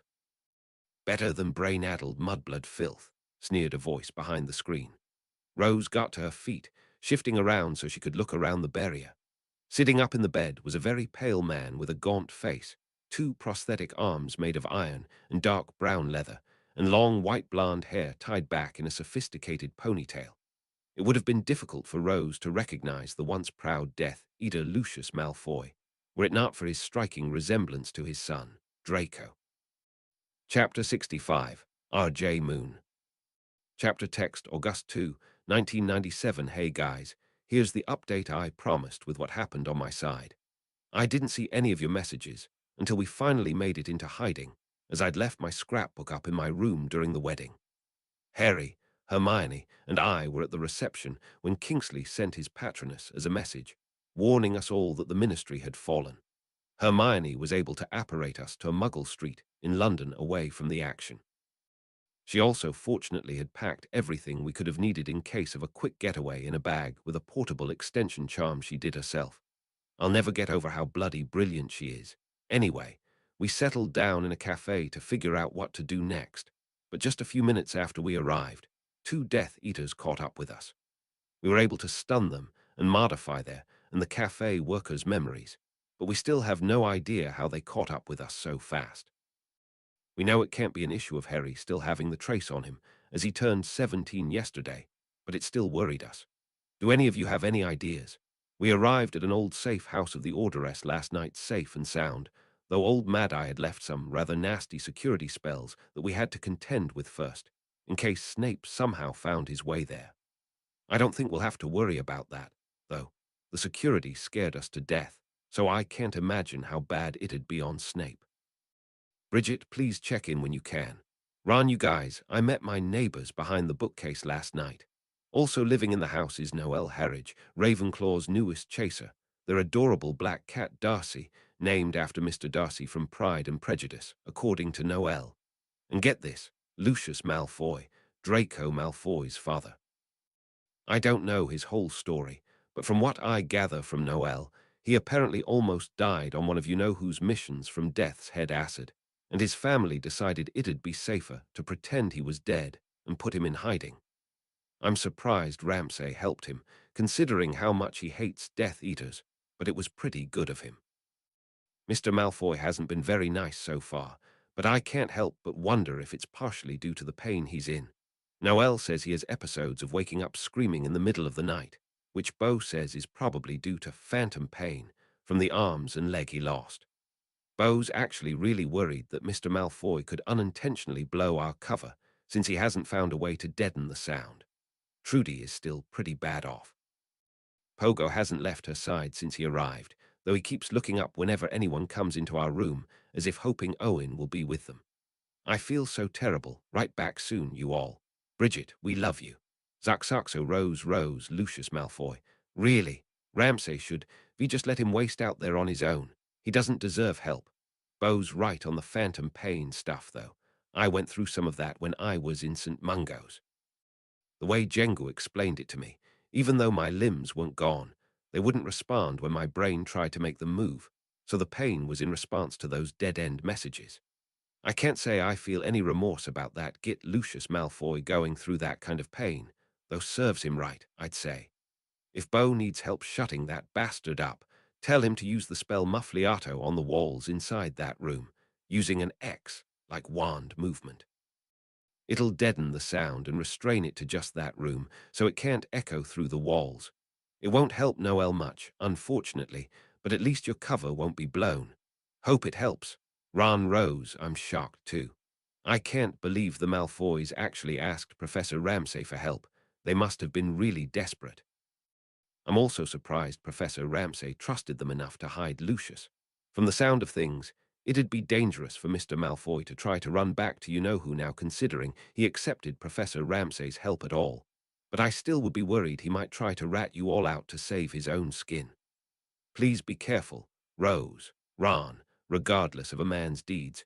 You should never just let him suffer, let alone die, if you have any power to help him. We must have some way to differentiate ourselves from the monsters we're fighting. Everyone, please stay safe.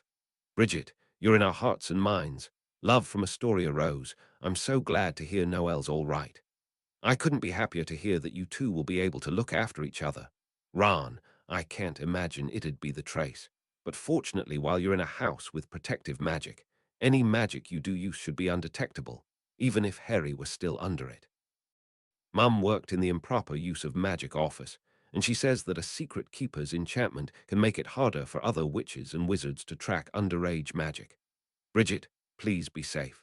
Love, Cho August 3, 1997 news from my mother's case desk. 4 more threats arrested last night. Didn't recognize any of the names, fortunately.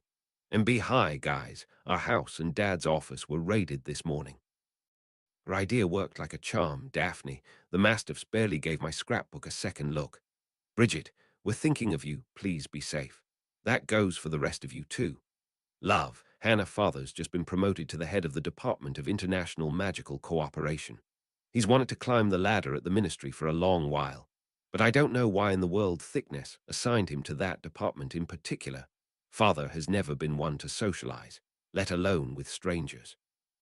I can't help but feel he would have been far better suited to a position in the Department of Magical Law Enforcement, as that's where he works now.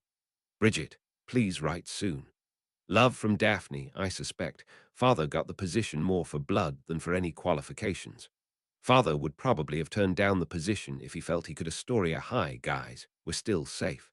Not much to write about right now, unfortunately, given we're still in hiding, but I wanted to update all the same. I've been baking a lot in the kitchen lately to try to cheer Mum and Dad up. Whenever I am, I'm thinking of being back in the kitchens with you all. I can't wait until we're all back there again. Be safe, Bridget, we believe in you. Kevin Rahn, great suggestion with that spell. Trudy tried it on the screen in front of Mr. Malfoy's bed since Beau is a squib, and it worked perfectly. Noelle told me they had the best sleep they've had since they got here. Trudy also cast it on both of our rooms too, so that any sound we make won't go through the walls either. Love you, Bridget. Zuck Socks, Rose August 4, 1997 thicknesses, new appointments were just announced in the Daily Prophet. And as we feared, most of them are just terrible. Corbin Yaxley as head of the Department of Magical Law Enforcement, Antonin Darlohov as head Aura, Etienne Montmorency as senior undersecretary to the minister, and Dolores Umbridge as the new head of Mastiff. The Prophet doesn't even mention that 3 of them are Death Eaters. Instead, it just talks about their job experience, as if they were never with you-know-who at all. But we caught them at Hogwarts. We saw them. Dozens of people saw them. It's just disgusting. When I first read the article, I felt like screaming. The Prophet also mentioned your parents' promotions, Millicent and Daphne and Astoria. I couldn't help but notice Mr. Greengrass doesn't look too happy in his picture, though. I begged Dad to go with me to look for Bridget, but we couldn't find her anywhere. The space where Lottie's was is nothing but rubble. The Muggles say it caught fire, but I think we all know it was no accident. Please write soon, Bridget. Love, Hannah. Father never looks happy. But this time I think it may have been justified. I'm enclosing some pressed flowers for those of you trapped indoors. I thought the smell might be welcoming. Stay safe, all of you, you especially, Bridget. Daphne August 6, 1997. Thank you for the flowers, Daphne. They're really quite pretty. Maybe next time we see each other, you or Astoria can show me how to press flowers too. I wish I could tape in the chocolate crepes I made this morning for Mum and Dad, but I guess you all will just have to imagine them. Stay strong, Bridget. Kevin, everyone. It's so eerie knowing how much has changed in Britain when it's so peaceful here in the States. No one has any idea how dangerous things have become, even at the MACUSA. I overheard someone at the Department of International Magical Cooperation talking about how the new head of the British department would be visiting soon. I had to listen in, given that they mentioned your father, Daphne and Astoria. But she sounded so blasé about it. No one knows that the British ministry has been sabotaged. I've told a few co-workers that things back home aren't that great, but I've had to be careful, as I don't want to tell anyone about our scrapbooks. It's so hard to know how much to say and how much to keep under wraps. The new tenant from South Carolina moved into our apartment complex today. Her name is Amanda, and she's a music and theater major from a Muggle school called Winthrop University. She acts, sings, dances, and plays the violin. She played a song called Shenandoah for me today, and it was just beautiful. I think she and Marietta would get along really well were she here. I promised Owen I'd take a picture of the Statue of Liberty, so here it is. I apologize about the slight shakiness. I was having trouble keeping my hands steady. Please stay safe, all of you. Bridget, you too. Love, Cho August 7, 1997, finally tracked down a list of people who evaded capture. Here are the names I recognized. Harry Potter, Terence and Evander Goodfellow, Darnagan Tremlett, Katsuji Yamazaki, Alina Bradstone, Jimmy Peaks, and Bridget Jahim. They're all considered at large. M.B. Arjuna's stomach clenched as she read Millicent's most recent note. On the one hand, it was good news that those people hadn't been captured yet, but on the other hand, not knowing where they were was terrifying. To think of Bridget out there on her own, and for Terence Goodfellow and his husband to be missing too. Goodfellow had been the last sympathetic voice left at the Daily Prophet. If he was gone, then the paper was truly lost. She glanced at the clock by her bed. 10:19 p.m. Her mother would have gone to bed 49 minutes ago. She always went to bed at the same time. Her father was more variable, partially because of the longer hours he'd been working. Mr. Balaji had looked visibly ill the last week, but of course, being an unspeakable, he couldn't tell his wife or daughter what he'd been working on. That lack of knowledge had never bothered Arjuna more than it did right now, trying to calm her stomach.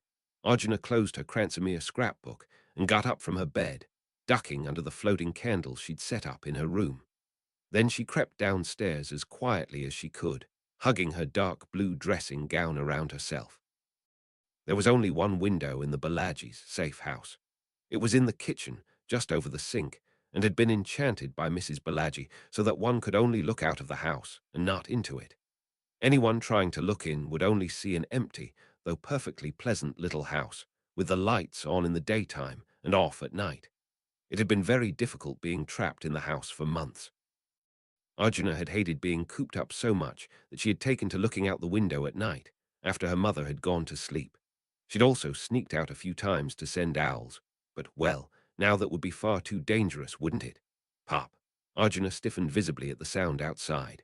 It almost sounded like someone casting a spell. Pop, pop, pop.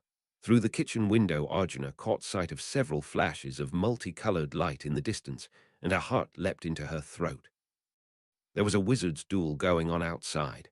Arjuna squinted through the black, watching the spells dart through the darkness. She could just barely make out the shape of three figures illuminated by the colored flares. One of them, a tall figure, had been backed up into a corner, leaning his back against the wall as if he were injured, as he blasted hexes at two masked assailants. Death Eaters, Arjuna realized, horrified. A moment later, the two Death Eaters were blasted off their feet by a strong blast of yellow and flung to the ground in a heap. There was silence. Nothing and no one moved. It was too pitch black to see anything, including the fate of the injured wizard. Feeling a flash of concern, Arjuna made up her mind. Whipping out her wand, she left the house, closing the front door behind her so that no one unaware of the secret protecting the house could access it, and cautiously darted out toward the street corner where she'd last seen the wizard. She passed the two stunned Death Eaters on the ground and found her way to the edge of an alley. "Hello," she called only as loud as she dared. Something shifted. As her eyes adjusted to the pitch black, Arjuna could just barely make out the outline of a figure crumpled up on the ground. She squinted, struggling to see his face. She wanted to light her wand, but knew if she used magic, she'd probably set off the trace on her. It was one thing when she was in the safe house, where the protective magic shielded her from exact detection, but out on the street, in the open, "I know you're a wizard," Arjuna hissed under her breath, keeping her voice as level as possible. "Identify yourself." The man on the ground gave a choke. "Lumos." The wand in the figure's hand lit up, revealing a young man dressed in red aura robes. He was clutching at his shoulder, which was bleeding freely, and he blinked up through the light of his wand at Arjuna, his hazel eyes half-lidded. Arjuna just about had a heart attack when she recognized who it was. "Eddie Carmichael." Carmichael gave a weak smile. "Hi, Arjuna." Arjuna bent down next to him, immediately bringing an arm under his injured one to help him stand. "Come on, let's get you inside," she said quickly. "No," choked Carmichael. He indicated the Death Eaters on the ground. "They've seen too much. I've got to act." Arjuna supported his shaking arm as he tried to lift it. "Oh, obliviate," he said, pointing his wand at each of the Death Eaters in turn. White light swirled out of his wand, connecting it to the two prone men's heads and then dissolving away. Then, with some difficulty, Arjuna carried Carmichael into the house. Arjuna was no healer. Fortunately, she'd lived in the same dorm as Astoria for the last 4 years, so she knew Dittany would be a good herb to try. With some help from one of the books in her mother's extensive library, Arjuna also managed to clean and bandage Carmichael's shoulder. "There," she said. "That should help." "Much obliged," Carmichael murmured under his breath. Arjuna looked up at him, frowning critically. "What are you doing out here anyway? I thought the Aura department was helping out the Mastiffs." Carmichael smiled coldly. "Don't you mean the Muggle-born Registration Commission?" Arjuna was taken aback. "That's what some people have been calling it," said Carmichael. His expression grew darker, disgusted. "Umbridge acts like it's just a cute little pet name, but we're wondering if she hopes it'll stick. You know, call it that enough times, and that'll be what everyone calls it. And after all, that's pretty much what it's doing anyway. Sometimes they go after guilders or ex-order members or squibs or werewolves, but it's mostly Muggle-borns. We all know it, or at least those of us who use our brains know it. Carmichael adjusted himself in the chair, holding his shoulder as he did so. But, he said grimly, people aren't using their brains, unfortunately. They're too scared. They don't know what's true or what's false, who's a threat and who isn't, and without knowing any of that, they just shut down. Revert back into scared children, cowering at the coattails of whoever offers them protection, even if those people are Death Eaters masquerading as ministry workers. Arjuna glanced down at his bandaged shoulder, her black eyes narrowing slightly. You didn't answer my question, she said quietly. What are you doing here? Carmichael's lips curled up in a wry smile. Raising his uninjured hand, he took a letter out from the inside pocket of his robes. It had been opened and marked with a purple ARP stamp, and the address on the outside written in black cursive read. Terence Goodfellow, Daily Prophet, Headquarters, London. Arjuna's black eyes flickered, looking from Carmichael to down at the envelope questioningly. This was sent to the Daily Prophet, but got confiscated by the ARPs, who sent it to the ministry, Carmichael explained lightly. Fortunately, I was able to snatch it before it reached Umbridge's desk. It had the street name the owl had been sent from, so it was likely that the Auras would have been sent to investigate that area so as to capture the sender. Unfortunately, I caught the eye of 2 Death Eaters on my way here, likely suspicious about why a new Aura was traveling around on his own. He slid a sheet of folded parchment out of the envelope, shaking it open with one hand. If our new minister thinks to appoint criminals and terrorists to lead us from evil, he read aloud, then he need only expect doom as a result. And worse still, should he think that in turning the innocent shall raise our spirits, then he can only expect to fall hard himself, sic semper tyrannis. Carmichael looked up at Arjuna out the corner of his hazel eye.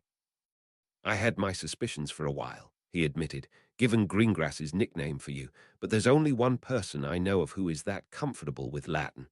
His smile spread as wide as a Cheshire grin.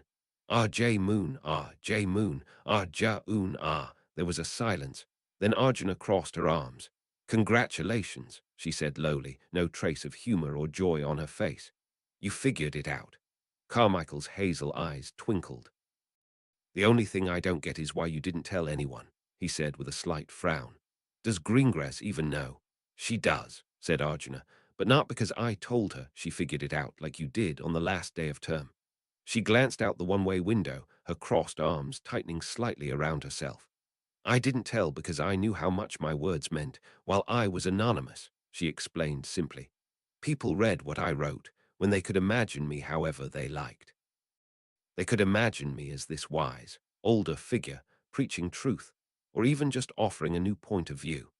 If they knew that I was only a 15-year-old student, though anyone who disagreed with me would be able to immediately write off what I said, claim I was too young to know what I was talking about, laugh about how they were supposed to take advice from some child. Everything I said could be invalidated simply because of my age. So in order to keep that secret and ensure my words kept their power, I had to make sure no one suspected, not even my friends. Carmichael's face softened significantly. Well, you've got a real talent for words, Balaji, regardless of your age, he said. You could really do some good with that kind of writing, Arjuna snorted coldly. Not anymore. Goodfellow was the last person who could have published my letters, and now he's gone. Carmichael's hazel eyes narrowed slightly. Maybe not the last one. He got up, his posture strong despite his injured shoulder. People don't know that they need to fight back because they don't know what's going on, he said solemnly. Roger Davies and I have been trying to get the word out by making flyers, but we know what we've written hasn't stuck. People throw the flyers out more often than not. But people will read what you say, what our J. Moon says. What are you suggesting? Arjuna asked, her black eyes narrowing. A dynamic grin spread across Carmichael's face. That you keep writing, he said determinedly, and that we keep printing. Chapter 66. The Creevy's Departure. Chapter text, August 8, 1997. Millicent, I'm so glad that Katsuji and Bridget were able to escape the raids. Katsuji doesn't live far from London, so maybe they'll be able to find each other and help each other stay safe. I'm sure they'll be all right. They're both so clever. Mum's birthday is coming up soon. Anyone have any suggestions on what kind of cake I should make for her? Dad agreed to help me buy and smuggle in the right ingredients. I believe in all of you. Kevin Millicent, thanks for the update. Hermione has said that any news of Bridget should be good news, but I admit, I think I'd feel better if she could write and tell us where she is. I hope you're right, Kevin, that they were able to find each other. Maybe they found Peaks too. Professor Lupin swung by the safe house for a short while, and while he was here, he mentioned that things have gotten really bad at the Ministry. Not only have they been more openly going after Muggles and Muggle-borns, but also Harry is now wanted for supposedly being involved with Dumbledore's murder. It's ridiculous. Speaking of the Ministry, Daphne, Astoria, Millicent, Arjuna, how much can you tell me about how it's operating? I dare say security is probably tighter when you're entering it. How do they regulate those using the flu network to commute? Kevin, Mum used this great treacle and ginger sponge recipe when making Harry's birthday cake this year. Maybe you could make something like that. Later, Ron Millicent, I'm so glad to hear about Bridget. And the Goodfellows too. I miss Goodfellows articles. The Prophet seems so lifeless without them. Ron, how could anyone blame Harry? I can't believe anyone would even suggest such a thing. It's good to hear Professor Lupin is all right, though. Kevin, for my mum's birthday, I always liked making her a blackberry pie in place of a cake, as it was her favorite. I don't know how well your mum likes pies, but it might be a nice change of pace. Love, Hannah Ron. What little I've learned about the Ministry is not pleasant. Apparently Mastiff is tracking Muggle-borns more blatantly now, to the point that people are nicknaming it the Muggle-born Registration Commission. Fear seems to be more rampant inside their walls as well, to the point that many employees are just trying to keep their heads down and do as they're told, as the Prophet has given them only misleading scraps of information, and they don't know who they can trust and who they can't. If there's going to be any chance of alerting those people and their families to the danger they're in, then someone will have to find a way to get the word out. Stay safe, everyone. Arjuna P.S. Kevin, given your talent with sweet desserts, maybe a chocolate mousse cake might do the trick. August 9, 1997. Hi guys. Dennis, Dad, and I are finally leaving the hotel today. Ramsay's helped us find a new house in Glasgow under new identities. Dad refused to completely go underground since he wants to keep providing for us. Dennis will have to pretend he's 2 years younger so he can continue Muggle schooling, while I'll have to pretend I'm 2 years older so I can go straight to work. I hope there'll be some newspaper jobs I can go out for, but Dad said it might be tricky to land anything big without a degree. Ramsay said I should try looking into culinary work, as kitchen porters and servers are often hired more for merit than what school they graduated from.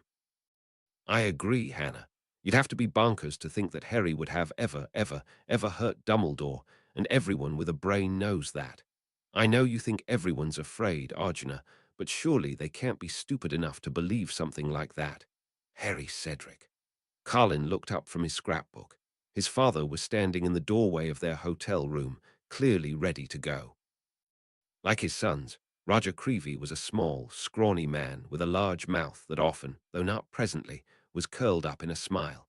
His mousy brown hair was noticeably thinner than Dennis's, enough that he'd started wearing a beige flat cap to cover up the beginnings of a bald spot on the top of his head. His warm brown eyes moved from his two sons sitting on the bed to over his shoulder, as if making sure no one was watching them. "It's time to go," he said quietly. It was clear that speaking softly wasn't natural to him, given how garbled his voice sounded when squeezed into the back of his throat. Dennis, alias Cedric, slid off the bed and glanced at Colin, alias Harry, whose ballpoint pen was still hovering over his open Cransomere scrapbook. "Kay," Colin said quickly. "Just a sec." He scribbled a rabid ending to his letter. Ramsay sent one of his helpers to drive us to Brampton Station and make sure we get onto our train safely. We'll then get off at King's Cross, where another one of Ramsay's friends will accompany us to another train that will then take us the rest of the way to Glasgow. We'll write more once we get on board. Cheers.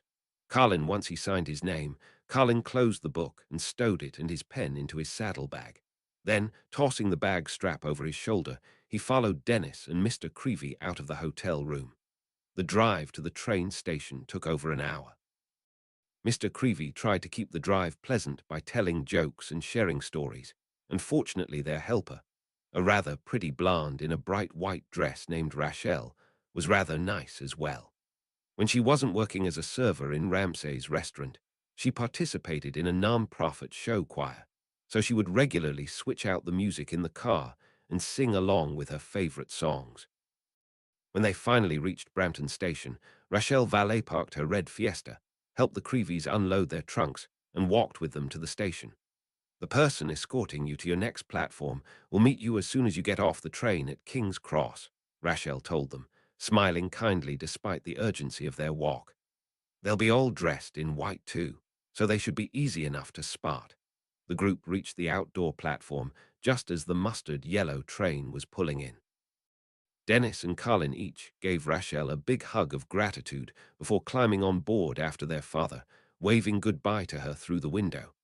She waved widely in return, mouthing, "Good luck," as the train pulled out of the station, and the three kept waving until they could no longer see each other. The 2-hour ride to King's Cross went off without a hitch. When the Creevies arrived at the London train station and disembarked, they found themselves caught in the chaotic rush of vacationing families and rush-hour commuters. It was surreal being here, Colin thought to himself. If he'd arrived just 2 weeks later, he'd be on his way to Hogwarts. Who knew, though, if he'd ever see that wonderful place again? Mr. Creevy noticed his older son's misty expression and brought an arm around him, startling Colin out of his reverie. "I know it's hard," Mr. Creevy said gently. "But remember, keep your chin up. Can't see how beautiful the sunrise is if you're too busy looking down at your shoes now, can you?" Colin gave his father a weak smile and leaned into him lightly. "Thanks, Dad." Ahem. The Creevies looked up.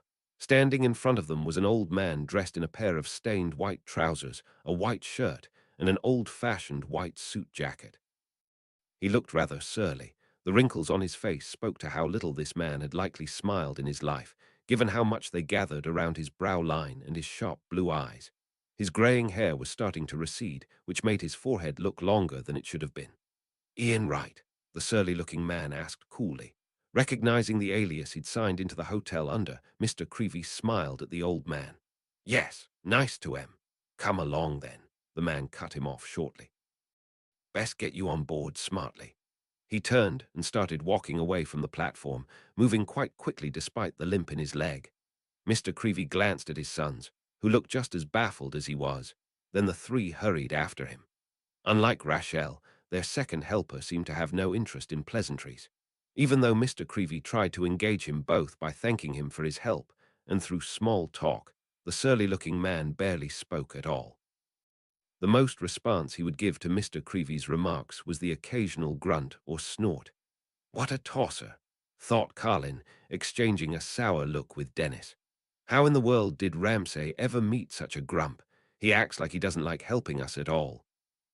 When they reached platform 10 on the other side of King's Cross, the old man single-handedly lifted the Creevy family's trunks into the luggage compartment.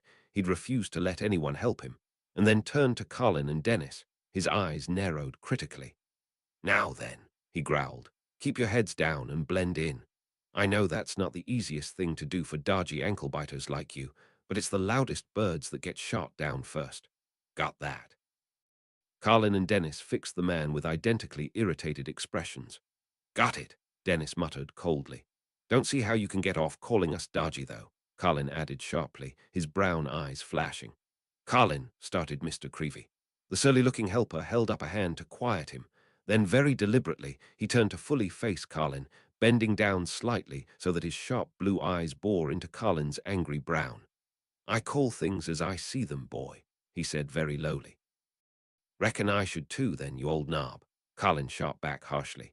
Mr. Creevy tried to step between the old man and his son, but the helper once again stopped him. He studied Colin for a long moment, then very slowly, his lips curled up into a very dark smile. "You magic brats are too cocky for your own good," he said softly. "Just because you have magic, you neglect using your heads, think you're invincible, don't think through the consequences of your actions. You're uppity little troublemakers, unable to keep your mouth shut and yourselves safe. You're all alike." Then, amazingly, his smile twitched, gaining a bizarre, almost bittersweet quality. "Yet, there's only one other boy I know who was brave enough to talk back to me like that. He was brash, hot-tempered, stubborn as a mule, just like his old man. More so, even stubborn enough to come for me, even after I'd long since given up coming for him. His tired smile broadened, showing white teeth. I think I can see why Gordon speaks so highly of you, Harry Wright. Carlin blinked, taken completely aback. The helper straightened up, his dark smile inching into the wrinkles on the sides of his sharp blue eyes. Yet that cynical expression, with those eyes, seemed almost out of place. Carlin suddenly realized he had seen a pair of sharp blue eyes just like those crinkled up with a much more genuine, less jaded grin sparkling when their owner had tried Carlin's almond orange shortbread biscuits. Carlin's brown eyes grew very wide. Ramsay. Before he could say a word, however, a loud, deep whoosh echoed around them, and the station was abruptly punctuated with cacophonic blasts. Bang, bang, bang. Green flares flew through the air, smashing into the walls and colliding head-on with random bystanders, throwing them off their feet. One spell collided with a newspaper kiosk, sending scraps of flaming paper into the air. People screamed and ran, trying to evade the explosions of color, as 2, 3, 4 more black-robed Death Eaters apparated into the room in echoing crack as the surly-looking man, his eyes very wide and his face pitch-white with terror, abruptly brought his arms onto Colin's shoulders and roughly shoved him toward Mr. Creevey. "Get onto the train. It should give you some cover if you're out of sight and quiet." "No," Dennis argued.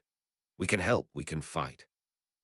"And set off the trace on you, broadcasting your location to the entire wizarding world," the old man shot back fiercely, his sharp blue eyes trying to be cruel but appearing much too frightened. "Don't be daft, boy, Mr. Wright.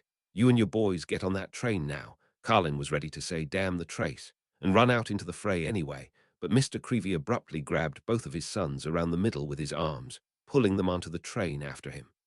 Dad, get off." Both Dennis and Carlin struggled against their father's grip as their surly-faced helper turned back toward the melee, looking very scared as he jumped behind one of the pillars to get out of the line of fire. A Muggle family ran for cover just past him, only to be stopped when their young, clean-shaven patriarch was blasted with a green killing curse and thrown to the ground just yards away. Seeing the chaos through the train window made Carlin squirm in Mr. Creevey's grip even more. "Dad, let go." "The man's right, Carlin," said Mr. Creevey, even though it clearly pained him to say it. "If you or Dennis use magic, then we'll be exposed. The Ministry will know where we are. We can't just sit here," Carlin yelled, his brown eyes filling up with frustrated tears. The helper, seeing the mother and son vainly trying to wake the clean-shaven figure on the ground, immediately grabbed hold of their hands and yanked them behind the pillar he'd been hiding behind, instructing them to stay low and quiet. Then, darting out from behind the pillar, he ran across the station, drawing the Death Eater's fire away from the Muggle family before he could duck behind another pillar closer to the train. "Mr. Ramsay," Carlin shouted through the glass over the roar of spells. "Mr. Ramsay, come on." The surly-faced helper looked up at Carlin, startled.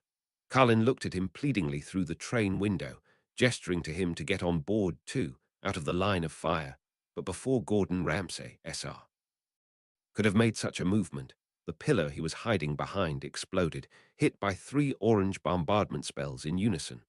Bam! Mr. Creevey pulled both of his sons down onto the floor as the train windows were smashed open, sending shards of glass into the compartment. Carlin lifted his head, his face going very pale as he looked through the shattered window. The entire section of station floor where Gordon Ramsay, SR, had been hiding was gone. All that remained was the measly, fragmented remains of the stone pillar and a large crater in the ground.